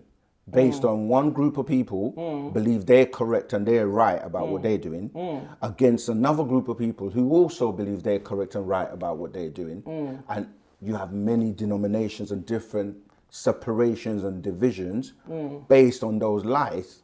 And it's causing wars and conflict till today. Even now, today there was a ceasefire with, the Israeli and the Palestine, and many people died, women, children. And you got another war going on with Russia and Ukraine, and there are many conflicts and wars going on right now all over the planet, bloodshed and killings, right? So that's always based been going on though. but that's what I'm saying. Based on a 6,000 year lie, that if they all knew the truth and knew that they have more in common than they don't, that could eliminate those conflicts. It's like, that's why I gave you. So you believe there could be no wars? I never said that. No, but you said but it's possible. I don't think so. No, but you see, you're saying you don't think so. But if there is a problem, and you're going about solving that problem, then you have to use intelligence. You have to be scientists that look at the problem, and then you look at how can we solve that problem, and then you go about developing things to solve the problem, and you come up with solutions. So I gave you one example. Many people had all types of diseases and all kinds of things when they didn't understand the Human Genome Project, or that they hadn't carried out the Human Genome Project because they didn't understand genetics and genes and how that has an effect on hereditary. with the study of that, they're now able to pinpoint certain genes that will give a particular outcome. And by doing that, you can eradicate, say, all diseases. All disease. So If you were able to eliminate everything that, I'm just giving you an example because you said it's not possible, but you can create an environment. Yeah. Because again, you'll have to study projects. Like when you carry out projects, you have to have particular environments and certain things set up so that you don't contaminate things and so on and so forth. So I'm saying, let's say, simple example, you create a place where no one's there, no diseases, no wars, no whatever, right? Yeah. Then you look at beings that you've now identified the different genes that causes, say, cancer or whatever. Yeah. You eliminate that. So the new generation of people that are born don't have those anymore. And then you put them into that place and you create an environment where it's peaceful, no utopia, conflicts. basically. Yeah, and that is something that can be done. I disagree with that. I don't think so. All right. Again, I have to give you examples. You can disagree, and there's nothing wrong with disagreeing. So And you that believe mindset of people. A utopia. So wait, just so we'll understand. Yeah. You're going to give me an example of a utopia. Okay. When you're saying utopia, yeah, but it's important. This is what I'm trying to say. I'm going by what you say, though. No, I know, but this is why I get confused. Yeah, you get confused because what you're listening to respond, but you're not really, like when I said to you before. You say a word like utopia, right? And then when I ask you, what does that mean to you? Yeah, you'd have to tell me because then if I tell you based on what I'm so I say, calling a utopia, I'm going by what you say. You're saying, oh, that's not possible. Yeah, so that's what I'm saying. Right. So I just gave you an example where I didn't say that. Okay, you know when you're saying utopia, yeah. Going back to the words again. I'm coming back. I'm saying you're coming from a word which means the ether people or the Ethiopia. This is where the word Ethiopia today actually comes from. Ether utopia, right? So on this planet, once upon a time, it was that where there was no diseases, no wars. It was a healthy, thriving planet referred to as Nupu, right? Before beings came to the planet from somewhere else and they created the chaos by bringing their ways with their less intelligence to the planet. Sorry, I'm just I'm trying to, because you're saying to me about utopia, is it possible? And I'm trying to show you that it was originally that before it got to the stage it is today. When I'm stopping you, it's not to cut you off. It's so I can keep up. Yeah. So you said, this is why I'm stopping you. Yeah. Ethiopia, right? Yeah. Was at one point on the planet. No, not Ethiopia. I gave you that the word utopia came from Ethiopia. Yeah, the Ethiopia. Utopia. Yeah. So meaning that the beings that had perfect ether, known as 9 ether beings, that came and existed on this planet before anybody else was on here, those beings lived in a particular way, which was peaceful, no wars, no diseases, none of that. So that would have been considered a utopia world, yeah? And there's a fact to this. Yeah, that's why I'm saying these things, because these are things you can go and research. Okay. And I even gave you the name of what it was called. It was called Nupu, right? Which was based on a 9 ether. Yeah. Remember when I said to you about these supreme beings called the Natharu? Those are these 9 ether beings, yeah? And the word Natharu in ancient Egypt became Natiru. And this is where the word nature comes from. Just to make sure, 9 ether beings. Or, 9 ether. So there was 9 of them, or you're saying No. That's what. You have to go and research, because it's obviously you're hearing certain things for the first time. Yeah, that's why I'm asking. No, 9 ether. Yeah.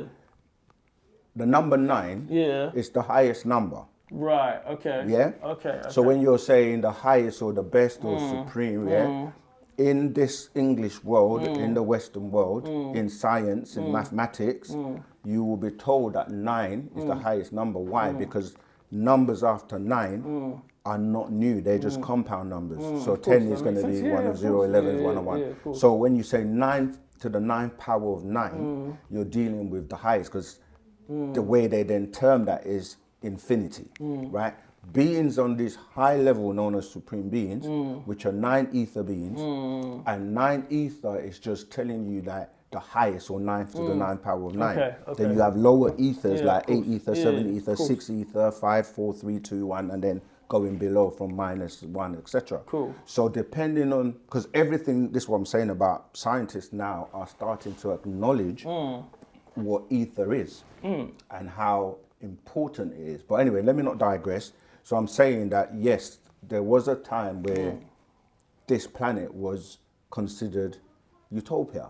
Before these other disagreeable beings with lesser ether came here, and then They came from another planet. Or? yeah, all the beings on this planet come from other places or constellations. Okay.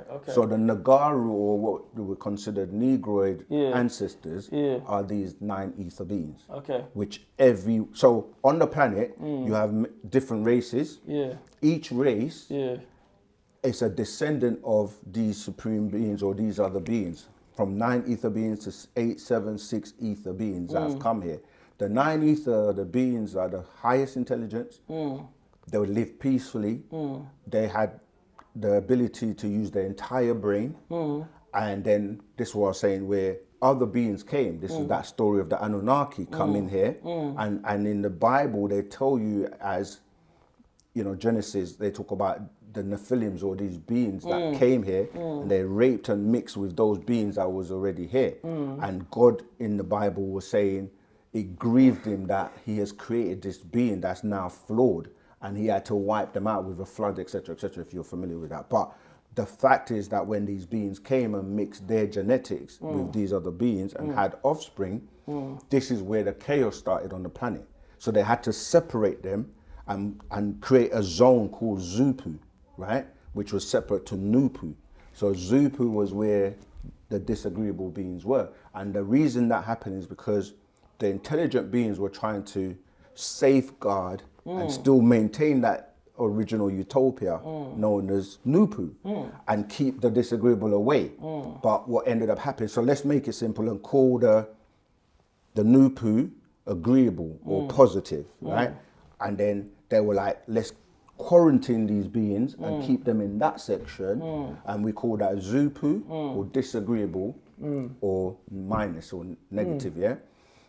And the problem now is that those beings raped these beings and they started to mix and produce offspring that were now of both natures. And some beings lean more to the disagreeable nature, which is Zupu, and others lean more to the original. And this is what we are today, where the whole problem where, like you say, some people are positive, some people are negative, some people don't care about being intelligent and knowing the facts ethically, morally.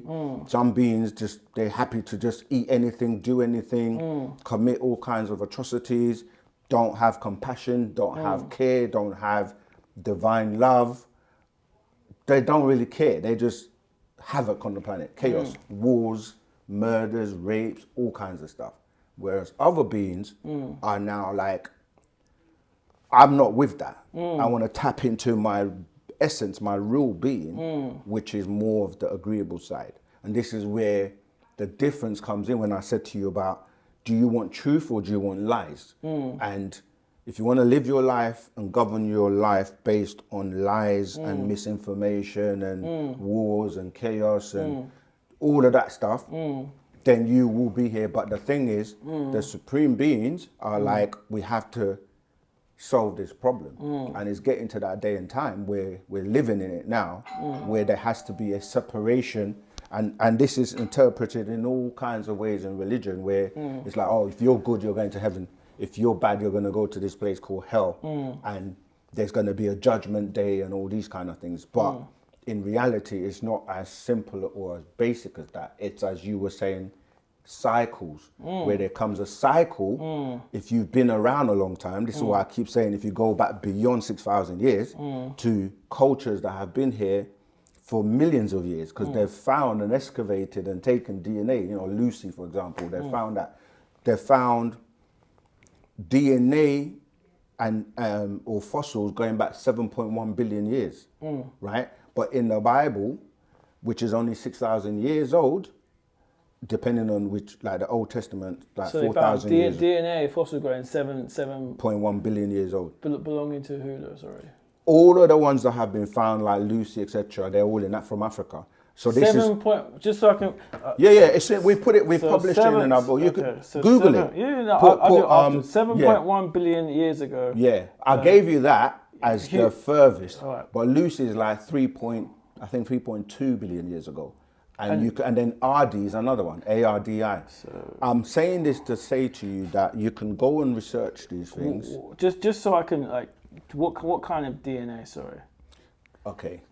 What I'm saying is, they're looking for life on the planet, who was here first, and anthropologists, they find bones and fossils. Like even the other day, they were showing you on the news about somewhere in England where they found bones of like dinosaurs and stuff. And this is what I'm saying, archaeologists and people who are scientists in different fields, they go up there and there's a community. So you can't just say something, because if you come up with something, the international scientific community will have to scrutinize what you're saying and make sure that, you know, what you're saying is true.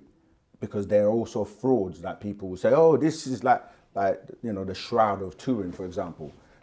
I don't want to digress too much, but my point is that they find fossils, they dig up tombs in ancient Egypt and take out the bodies, take DNA samples and all that kind of thing to study and say how old, you know, the oldest people were. And anthropologists today classify the races as, before it was just like Negroid, Mongoloid and Caucasoid, meaning, you know, what people call black, Asian and then European. But now they've gone even further with, as I said, with more findings, and they will tell you about the Homo naledi or the Homo habilis being the African stock, then the Denisovan or the Homo florensis, which is the Asian stock. That's all of the Asian. And then you have the Neanderthal and Cro-Magnon being the European. This is what I'm saying. So depending on the field of study, you will have the experts or the most intelligent people in that field that will publish material based on their experiments and findings. So if you're studying genetics, you'll have who's renowned as the most qualified geneticist. If you're dealing with whatever it is, you know, there are people who have made it their lifetime work to study that subject, and so they present their evidence and not their belief. Because when you go to court, you don't go to court and stand in the box and swear, I'm going to tell you swear I'm going to tell the truth, the whole truth, and nothing but the truth, because that's evidence-based. You don't say, oh, I'm going to tell my beliefs according to me and how I see my world and how I believe. That's not of evidence. Course, not true. So can I ask, in that sense, when COVID came out and they were pushing the vaccine, and a lot of scientists and doctors and the professionals were saying it's fine, it's safe, and now we do hear a lot of scrutiny and side effects and so on and so forth. Yeah. Would you say that they were pushing the truth at the time?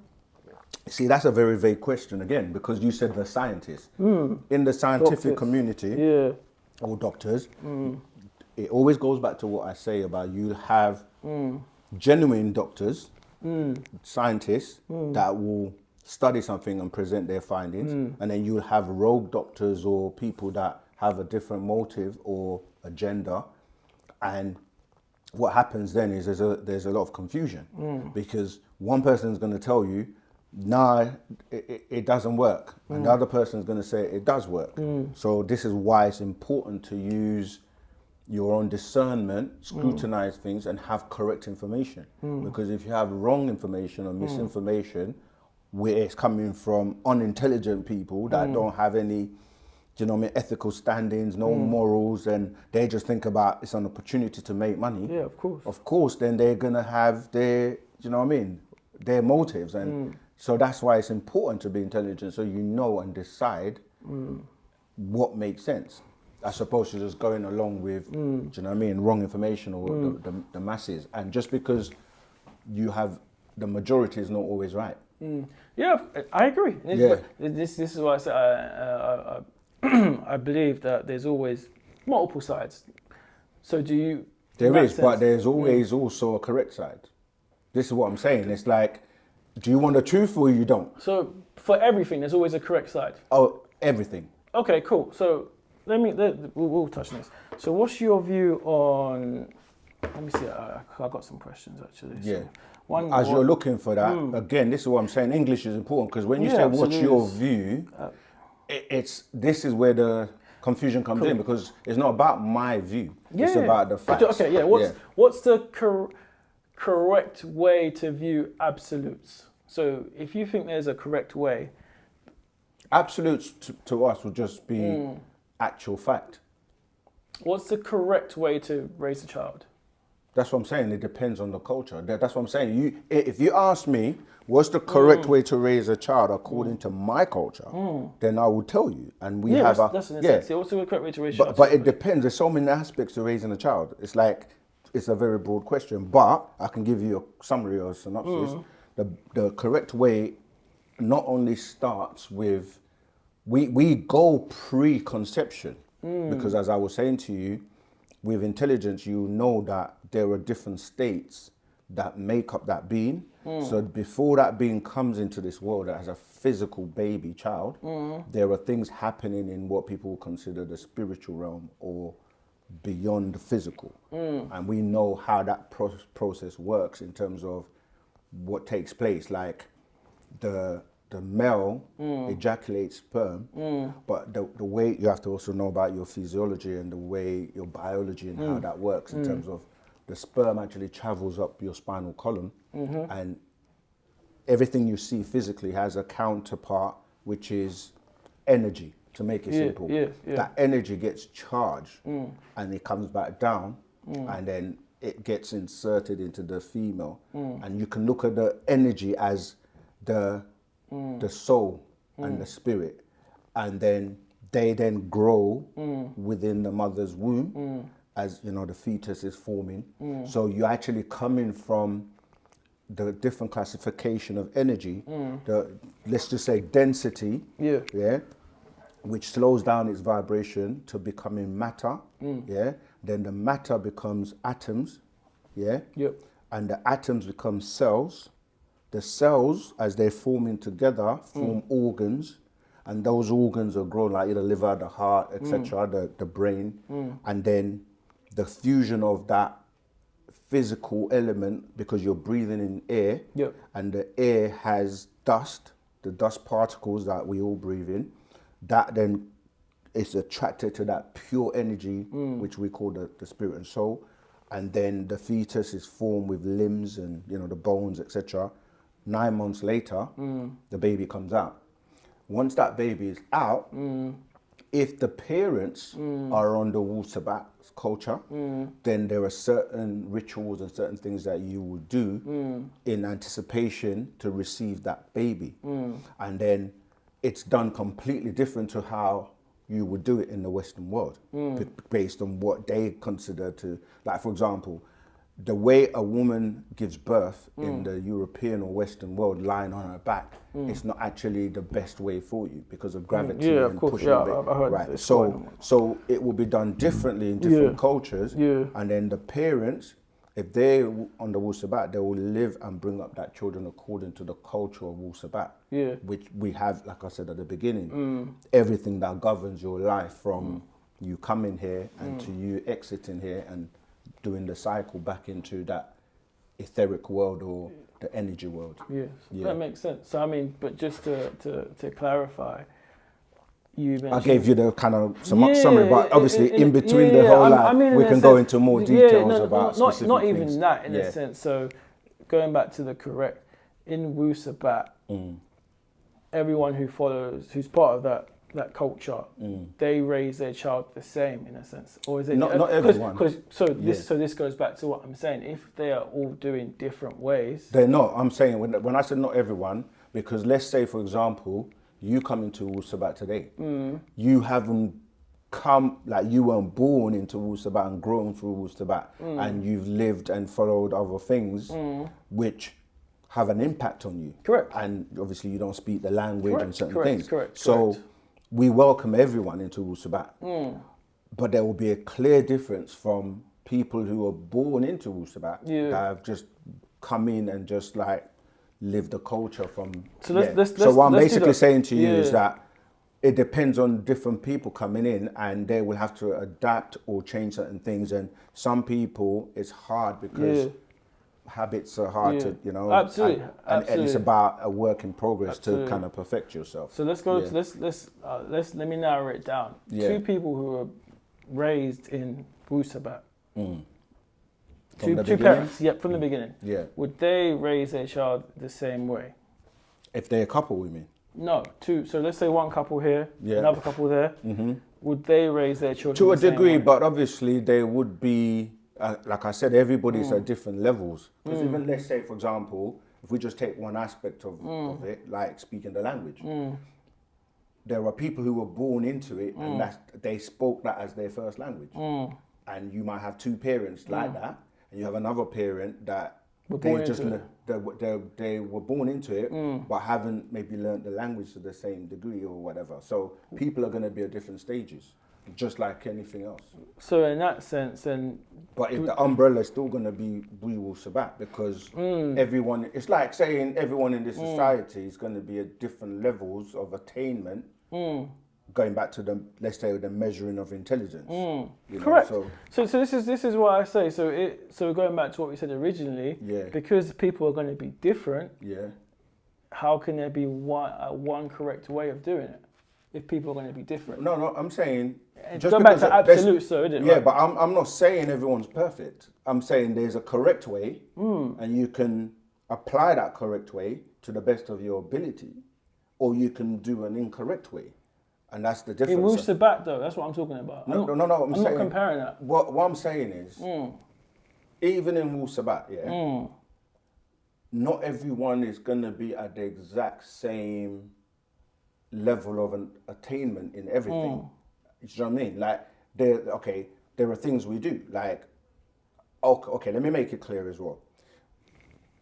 You have to know about Nuwaupians or Sabians or Misbatiya of Wu-Sabat, meaning that in order for us to continue to practice our way of life and culture to the best of its ability, we had our own land, right, where we lived and basically self-governing, over 476 acres of land that we built with the guidance of supreme beings, the master teacher, etc., and we implemented our culture. Just like if you were to go up to Stamford Hill right now, you see Jews that live a certain way, right? So when you're on your own, or if you're on your own land and you've got your own autonomy, then you can do things the way you would do it perfectly, according to your culture. We have been dispersed because our land was actually stolen, right? And so you now have many people who would have been brought up within the culture of Wu-Sabat, born into it, that are now living outside in the West and have had to adapt. And you have those who were already coming from the Western world into it, you know, that have already been, for lack of a better word, tarnished. And they're kind of accustomed to it, you know, like, this is why it says, you know, in the Bible you hear the quote, give unto Caesar what Caesar's, and you can't serve two masters and all of this, because when you're living in someone else's jurisdiction, you kind of have to abide to the laws of the land where you live. So yeah, to answer your question, I'm just saying that when we are back in a position where we are living within our own land as a sovereign nation with our own jurisdiction, we can then practice it to the best of our abilities, to the highest standards. But in the meantime, we are, we're doing our best based on the circumstances. So you're doing your best to do the one correct way. To live our culture, which we accept as the correct way, other than the European or any other race's culture. So, for example, I'm sorry. Wait. I'm just a bit lost. Okay. So Clarify. the two couples. So one couple, another couple. They were born and raised in Wu-Sabat. Yeah. And they raised their child. Going back to you saying that there is the one correct way. There is one way to raise their correct way to raise their child. If there is the one correct way to raise their child, it should be exactly the same. No, because not everybody follows things exactly where you're not like robots, meaning like, okay, let me give you a simple example. Even in this society that you live in, right? I gave you the example of diet, for example. Correct. There's diet that's good for you, that will give you the best health. Even knowing that, you're also bombarded with like fast foods and unhealthy food. And as much as you may want to live eating the correct food, you may from time to time. Absolutely. Do you know what I mean? So it's down to the individual. That's what I'm saying. It comes to the thing about discipline, because just because you have the perfect way doesn't mean you're living that perfect way to the T every day without fail. Yeah, of course. Whereas there are others who are. So that's what I'm saying. It's hard to go, everyone, because you're following Wu-Sabat, that everyone's perfect and they're going to yield perfect results all the time. Because it's still down to you to implement and apply what you're being taught. So the way is perfect, but your application of it is where the what you might call, the imperfections come in. That's why we say you're a work in progress and working to perfect yourself. Correct. No one can say, I'm perfect and I know everything, because you're still being, you're still evolving and being taught and, being guided by the Supreme Being. Correct. No, I agree. Yeah, it just goes back to me saying that there is no absolutes. So why you're what saying, I'm saying is so how why, you define absolute. So that's why, what I'm saying. Remember, absolute. That's what they say. Yeah. Absolute power corrupts. And absolute power corrupts. And absolute power corrupts absolutely. Meaning that. That's why I said to you, going back to the original example about when you say the word perfect, it can only be perfect to its criteria or definition. And that's what I'm saying, because perfect is subjective to a certain degree, meaning you have to define what you consider perfect. And because correct. It's like, okay, let me give you a simple example. No, that makes perfect sense. What you said. Like when you go to do maths, for example. That makes perfect sense, really. Yeah, no, but let me just, because sometimes it's not just for you, but the audience. When you're taking an exam, they set, if you get, let's say A, you can only get say A plus, and then A, B, C, D, E, F. And let's say that's the criteria. And if you get A plus, is the perfect. Do you know what I mean? Just so that it's clear that people know, if I get an A plus, then I'm considered to have perfect. Of course, it's still based on what you're calling perfect or absolute perfect. But it's technically not. This is it. They say it, but it's just the title. Yeah, so, but it gives you a kind of a yardstick of measuring. And this is what I say. It's just literally a label. 9 is not going to be 6. But this is what I say. Would you aspire to be 9, the best, the highest? Of course, this is what I say. Just remember, I agree exactly what you're saying. It goes back to me saying so. The theory. No, I get you. I do. But hear you. There is no such thing as an absolute, because. There is, according to what you define. Yeah, but you're never. So it's almost like you aspire to be a responsible. I know. Okay, let's agree. To make it simple, you have 6 ether and you have 9 ether. Yeah. 6 ether is adverse to 9 ether. And I'm saying, if you want the best life and the best outcome of things, you would live over on 9 ether. Precisely. As opposed to 6 ether. Precisely. And people would go good and bad, agreeable. This is it. So yes. I get you in that way. Yeah, that's the sense. Yeah, that but I'm making. saying though, you still have to choose though. Oh, absolutely. Yeah. And this is why I say it comes big. That what you're saying lives spot on in my views and my morals and my beliefs. It's not enough to see the bad or the flaws in you and go, oh, well, that's it. Oh, no, you still have to take responsibility. That's precisely. Right. So you can't be judgmental. So this is it. So even if I know I'm gonna eat the junk food, it's my responsibility to limit it that I eat it once a year as opposed to every single day. I know. Do you know what I'm trying to say? But the thing is, if you then apply that to something that could kill you, you see what I mean? You wouldn't say. That's a bit of an extreme, but let's say poison. I put poison in a cup that if you drink it, it's going to kill you. And you don't know the poison is in the cup. In that scenario, what you don't know won't harm you, won't make sense. Because you don't know the poison is in the cup.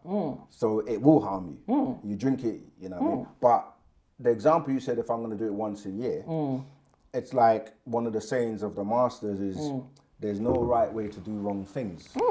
Meaning that if we apply that same principle to, let's say, crack or cocaine, even if you only do it once a year, is that still something good or I'll give you an example. This is why I said this comes big into my beliefs as well. What you're saying is spot on. Yeah. But I think it's important to have not the extreme coping mechanisms, but you need to have a way to express. Balance. Exactly. Yeah. So I'm not going to go for crack. Not me personally, I'm not taking it. But I might have a cigarette or I might have a drink. Right. So it's that I'm not going to go all the way here, but I can do that. Yeah, but what I'm saying to you is, according to Wu-Sabat, if Wu-Sabat says we don't smoke, we don't smoke.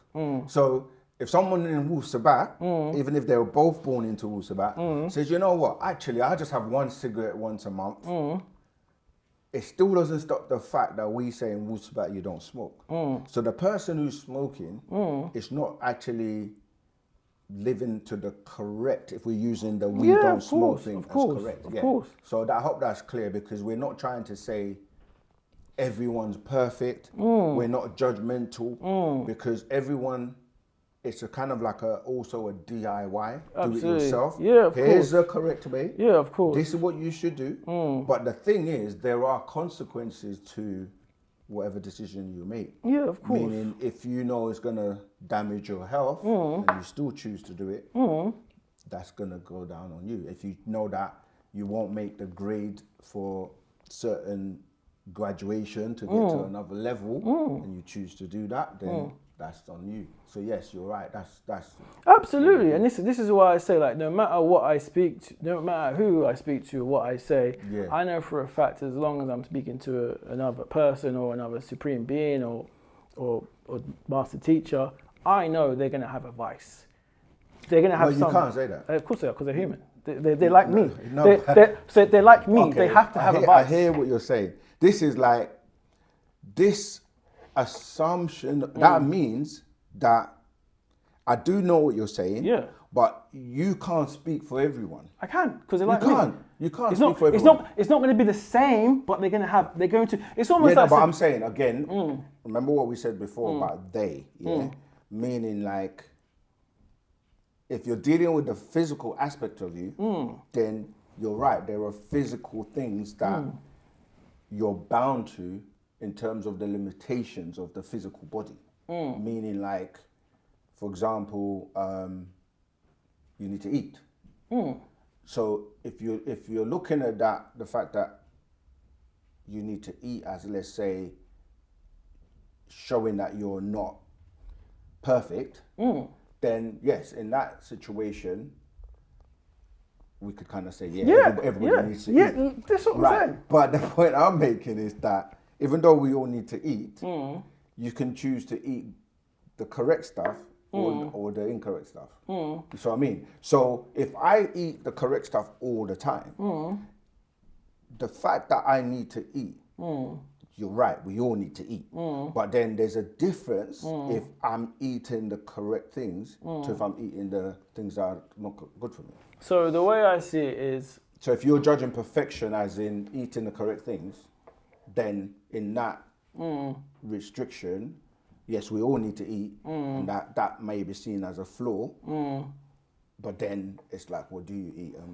I'll take it another layer. Yeah. So let's say, for example, you eat correct way, and I'm not eating the correct way. That's just one face. Let's say I speak the correct way, and you don't speak the correct way. We're balanced. No, we're not. We are. Because again, this is why I keep coming back to this. Yeah. The culture.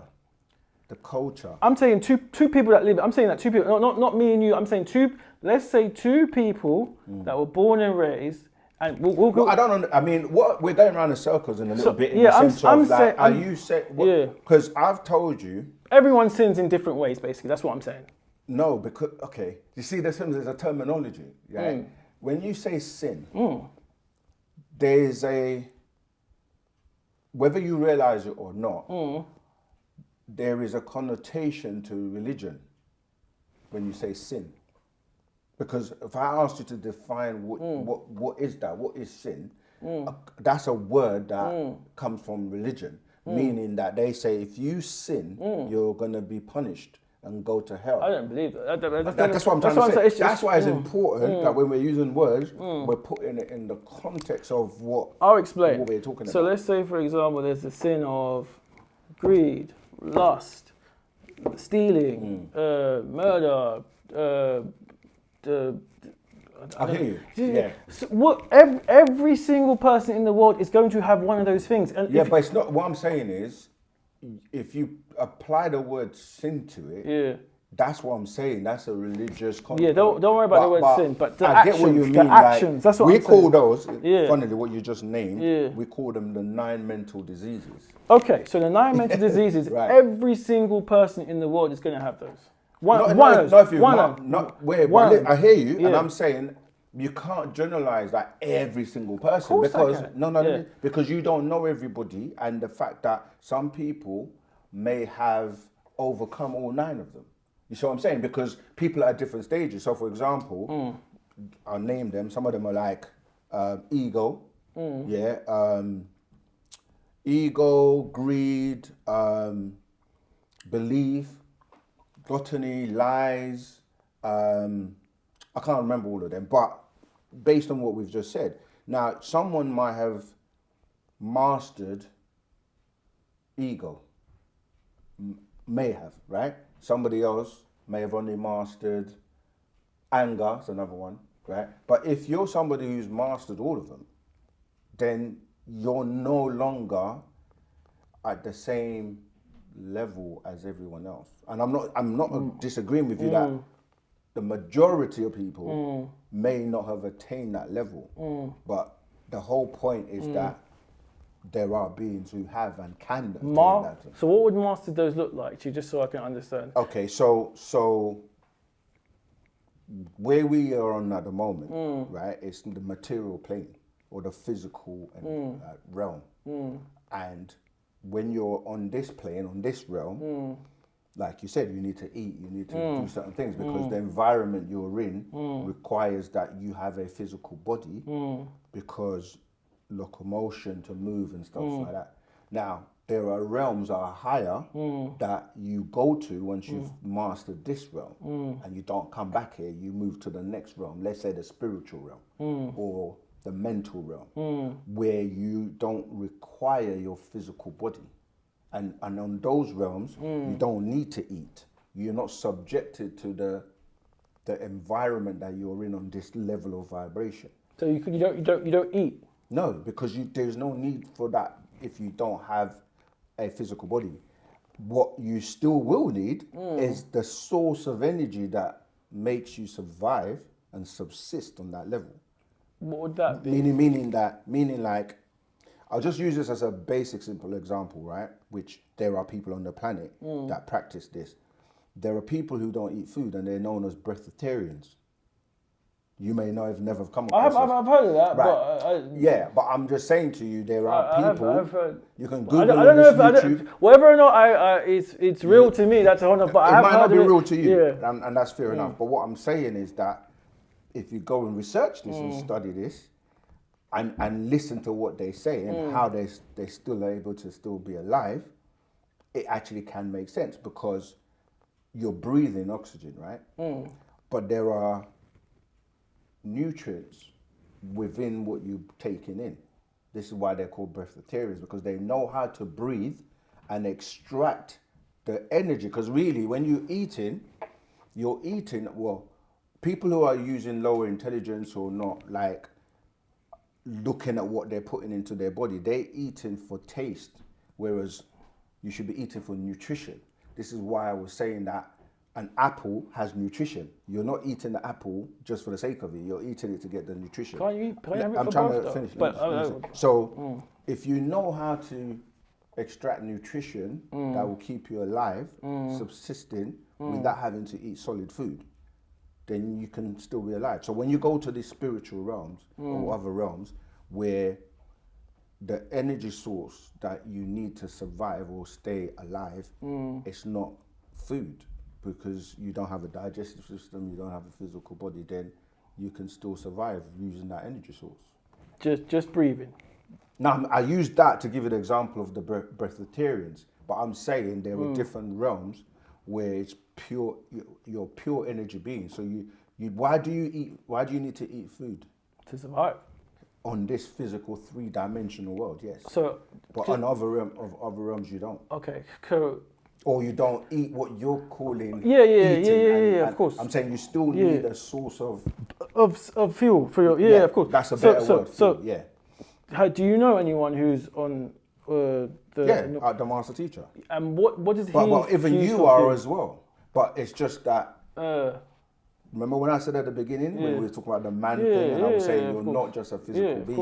Of course. You actually comprise of an etheric being, which is a pure energy being. Of course. And your spirit and your soul. This is why when you pass on or cross over, see, we don't really say when you die, because we know that energy doesn't die. You just transform, and so when you translate, you're just now taking off the skin suit. Oh, okay. And you're still alive. Okay. In that realm, in that spiritual body. Okay. I get what you're saying. Okay, so let's say the master teacher isn't with us in this realm physically. No, he is. You're here physically as well, but I'm saying they're all combined in one right now. That's why your physical body is helping you to animate, but the real you is inside of you, as in the plasmatic you, as in the mental you, and as in the spiritual you, right? The soul you, right? That's why there are levels when you cross over. You don't. This physical skin suit or what people call body, it just goes back to the recycling, going back to the ground. Yeah, but of course. There's a part of you, the real you, that lives on. That makes sense. So the master teacher who sits on another realm or plane, just to he can transcend all those planes, and when you've reached the highest as a pure Etherian being, as the Natharu, which is the overseers, if I bring it into English, they exist on the highest realm. Yeah, of course. But with that, they have the ability to transcend all the realms. Yeah, they of can course. come down slow in their vibration to the so. physical, and they can dematerialize and go back to the other realms as well. So but not everybody's at that level. That's why you have to kind of learn and graduate and evolve to being, like we were saying, using more of your brain power, learning more about the spiritual world, learning all the spiritual practices, things like meditation, all kinds of things that you can then learn to do once you're using your full capacity of your brain, or more of it. So some people have learned the art of alchemy, which is, transforming base metals or different things from one state to the other, levitation, teleportation. Yeah, teleportation and all kinds of things, that telekinesis. There's so many things that people will call or look at as they call that being having the sixth sense, or do you know what I mean? You have other abilities, which most people who are just operating on the physical only may not know about these higher senses they have. Telepathy, you know, psychometry, intuition, clairvoyance. So, but people that are growing and elevating are able to do this. Astral projection, which is leaving your body I know what and coming back and traveling and going to the different dimensions, different realms, etc. So that's what I'm saying, that when you're elevating to a supreme being, you're also graduating and getting more and more abilities, more intelligence, etc., to be able to do these things that most people can't do randomly. But we're living in a day and time where the entire planet is shifting, different consciousness, like people are raising their consciousness, and they're able to now starting to like tap into, even if it's by accident, these are the realms and these powers and these things that have always been around for those who know about them or mastered or knew how to do it. Makes sense. Yeah. So let's say the master teacher he can go transcend all realms and all levels, right? Yeah. If he was going back and forth, like up and down, and he was coming down to the level of the realm that I'm on right now, would he come in the same physical form? No, he's a physical being. He's like that's what I said. But I mean, you're the same as he is, but on a lower or lesser level. Yeah, of course. Yeah. So I'm saying that when if he was to come down to me on a physical being, physical body, level, would he be in the same body and the same? What do you mean the same body? So would he? So as I am now, whatever, like this is a skin suit. You're saying that because you don't know him yet, and you can get to know him by doing research. But he's a physical person as well. Yeah. So okay. So if he can, so what I mean is, if he can transcend and then come down, is it? Because I'm trying to understand, is it all in the same physical form? Yeah, or can he take someone else? Like this? No, he can incarnate. Transform. Yeah, that's what I'm saying. He can transform. And he actually has over transformed many years, not transformed, incarnate, meaning what we're saying. Like you will have to understand the science of how to do that and be able to do that. It's just the same thing I just explained, that even yourself and myself, as we are, we have a physical body, we have a spiritual body, we have a mental body, and when most people only go to these other realms unless they're aware of them and know what they're doing, like astral projection, etc. It's only when they call it die, that they now it's like, okay, you're going to heaven now, or you're going to hell. But they tell you you're going somewhere, which is actually a confirmation that there is a part of you, there's an essence of you that lives on or carries on or goes somewhere else. So what I'm saying is that these types of beings are able to reincarnate over time, over generations, and they keep coming back, and when they come back and they teach other people, this is where the being that people refer to as Jesus and these other beings have come. It's because they are masters and they've elevated to that level, and so when they come, they do things which is of a high level, and men and people started to look up to them and worship them, like, oh, you are. They give them a title or a label, like you're God or you're an angel, or they give them all these titles, and they say to the people, I'm just like you. I have just come to teach and raise and let you know that you also can be like me. But can they? Yeah, you have the potential, but that's what I'm saying. But it has to start from. You can't start from the premise of, I don't believe it, I don't think there is, I'm going to stay like this, I'm going to remain ignorant, I don't want to be intelligent. If you think that way, then of course you're not the right specimen or candidate for saying. That. So but there are people on the planet who are aspiring to know more about who they are and want to know about these things that we're talking about, because we're in that day and time where people are becoming more conscious. People are becoming more spiritual.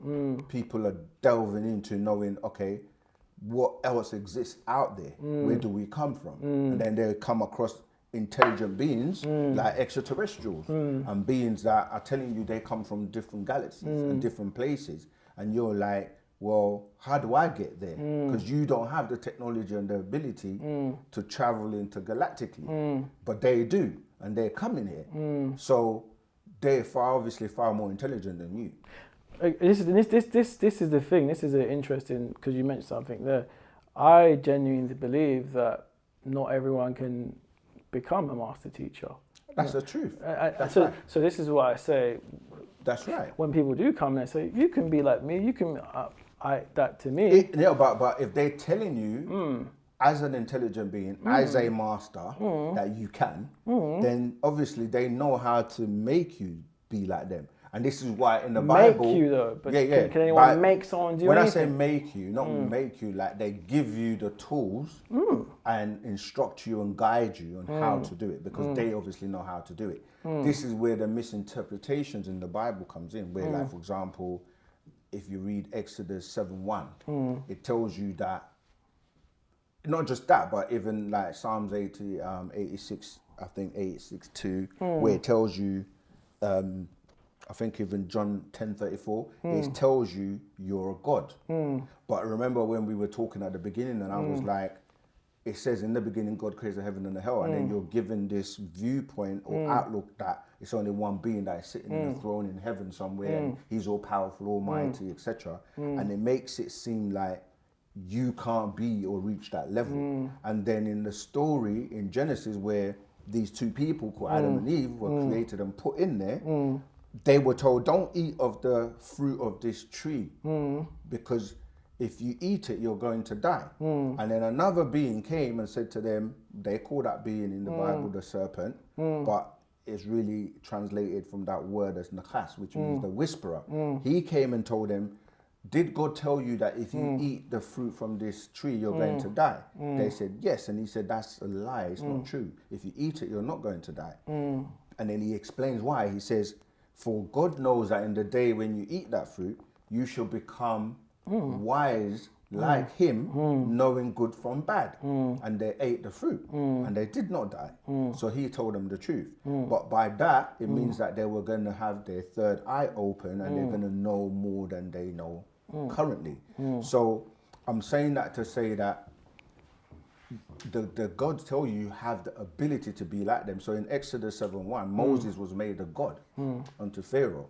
And in Psalms 82:6, he's talking, he says, is it not written in your laws that you are gods? And, you know, so what that means is when you start to know what the term God means, it's a being that is of higher intelligence, has the ability to be in control, and, you know, not the fictitious lie that he's all powerful, all knowing, all wise, and he just goes, let there be light and let there be this, and it's like magic tricks and it happens.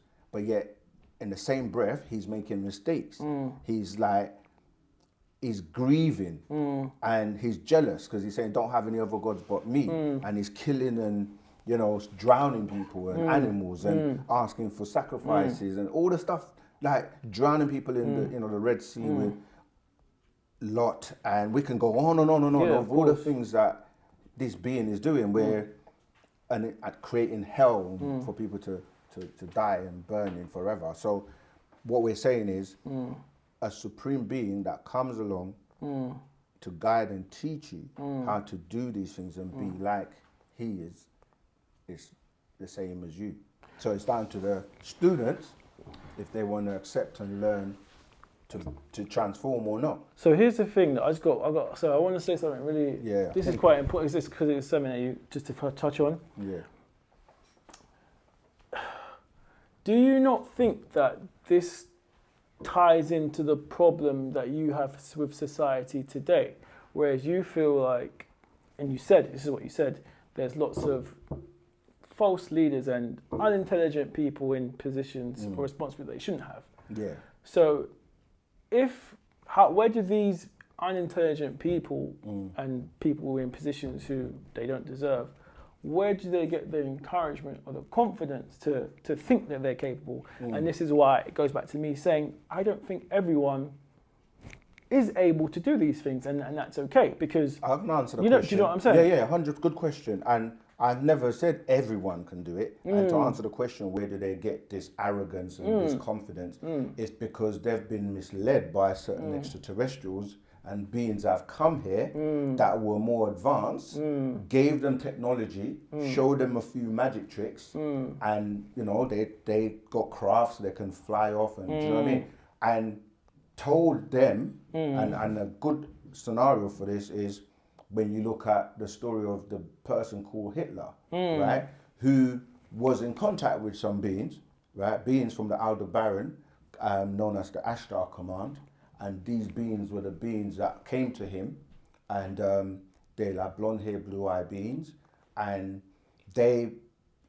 he spoke with a medium known as Madame Blavatsky, of the Thule Society, and they gave him the impression that they were gods.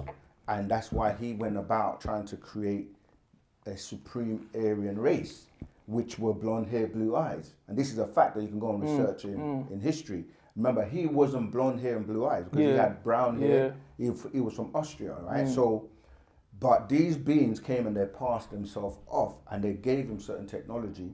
And what technology would that be? Sorry. They gave him like the ability to create crafts, like extraterrestrial flying saucers, as they were known back then. He created flying saucers? Yeah. If you go and research, he was in the Antarctica, and they gave him other stuff. Obviously, this is why he almost took over the world with the war. And obviously, he was, very against the Jews because he didn't now recognize or saw them as supreme beings, because he now had a different kind of like perspective, and he didn't subscribe to their religious beliefs anymore. So he was like, obviously it's something in history that was, it was something really terrible. But that also happened with many races on the planet, where different beings came to them and gave them the power. But the thing is, now that's all changing as of the year 2000, because these beings gave them control and dominion over the planet. This is the beings I was saying to you that are not so intelligent, known as the Adamites. And they were grafted and made as a hybrid from the DNA and the genes of these Pleiadians beings that come from Aldebaran. So now their time is up, because they were only given a period of time and they have left. And so, but the people that have run the planet for so long have had that assistance, and like you said, they've had that, I would say, superiority complex. This godlike complex where they think that they can do anything and get away with anything, and a lot of the things they've implemented and done haven't been for the best of humanity.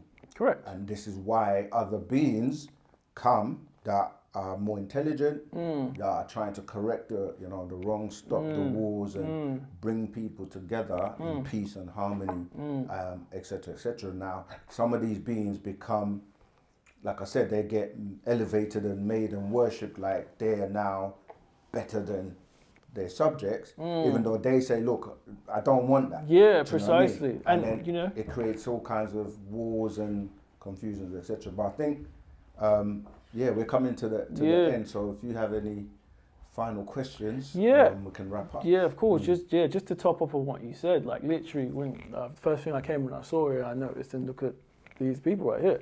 They are what I would say great leaders, actual responsible leaders of men, of people, right? And the way you're going to get some people that will have a different view to your view, like of course they may not have been so great, but go ahead. Well, those people I'd love to understand and hear their perspectives of why, and then we can go from there. But all in all, the reason why I say that they're responsible people is because they actually live by what they say. I think it's very important that when people are in leaders or in positions of power, absolutely, if you say that this is not what you stand for, then you don't stand for it at all. One of the biggest sayings that helped me change my life is stopping myself from saying that's different.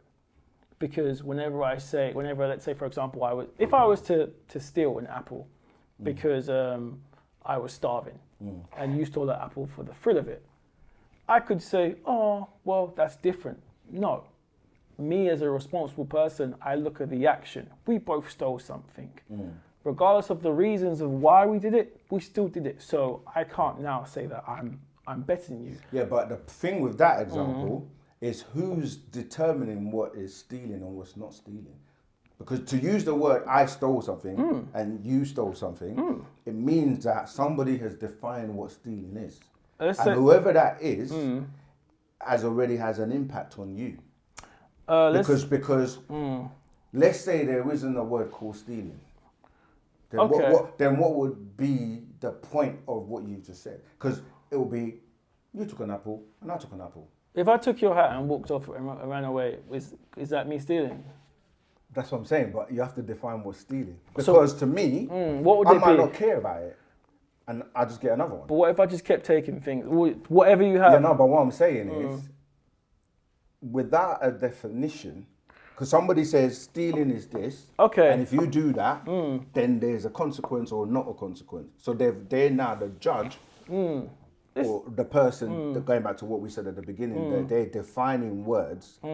And the point is what you're saying is, it all depends on the situation, and it depends on the person, whether I care about this hat or not, whether it changes me, it might not bother me. And if we're in a position where it was everyone could share, and you can take any apple whenever you want, and everyone else can take it, there will be no problem. Okay, you see what I mean? But people then impose rules because, let's say, for example, they think there's not enough apples to go around. So then they will say, you know what, I got more power than you. Yeah, of course. All these apples are going to be mine. Of course.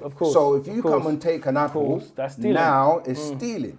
And this is what happened. So let's say, we're going back to the Utopia thing. Yeah, of course. We can actually create a world where everyone, is able to live peacefully, happily, without no problems. Now, people say that's impossible, but we're now moving to a point where AI is doing a lot of things where it can eradicate a lot of the problems we have on the world. I think it's going to make the problems worse, but I guess that's a perspective, but I'm just saying there is a possibility that of course, if, let's say, all the mundane tasks like cleaning the floors and rubbish and all the stuff that people don't want to do, and AI is able to take care of that.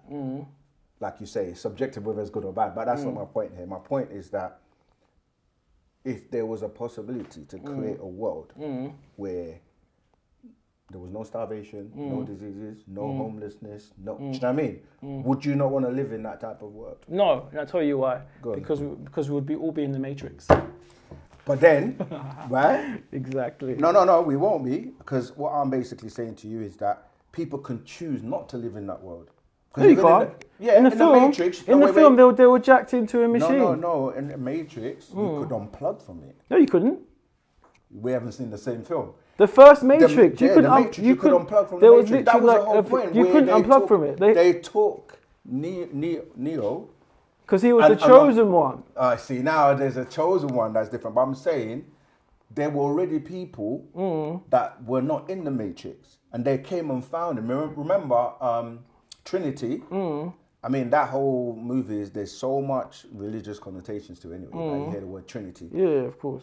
Trinity, Morpheus, they went to find Neo because Neo knew there was something wrong. Correct. He knew he was like, there's something else out there and he wanted to come out of it. Correct. Right. So you're saying that they couldn't when there were already people outside of the Matrix. But just remember though, to be fair, there was only one Neo.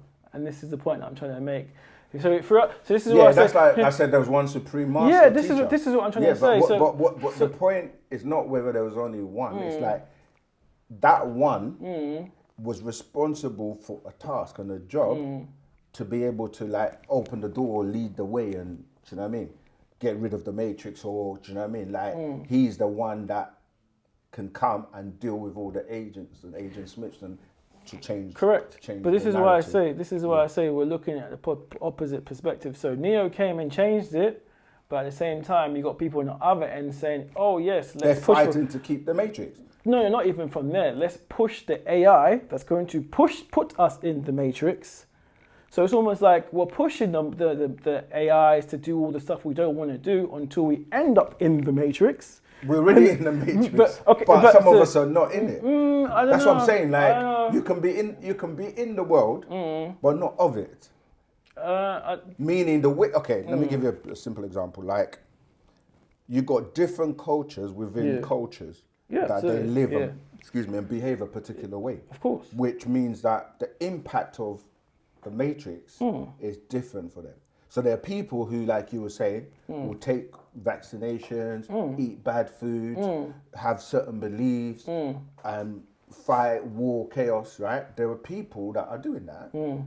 And there are people that are living in the same world that don't subscribe to any of that. And they live peacefully and calmly by way of nature. And it's like when you go in their world, you're in a totally different world. Absolutely. Yeah, so you do have a choice whether you want to promote and perpetuate the matrix or unplug from it.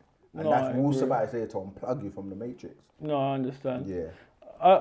I think I'm in the way I see it, I think I'm in a very fortunate and position, regardless of where it is, that I'm able to have the insight and the DNA or whatever it is that I'm able to search for new perspectives and truths and what.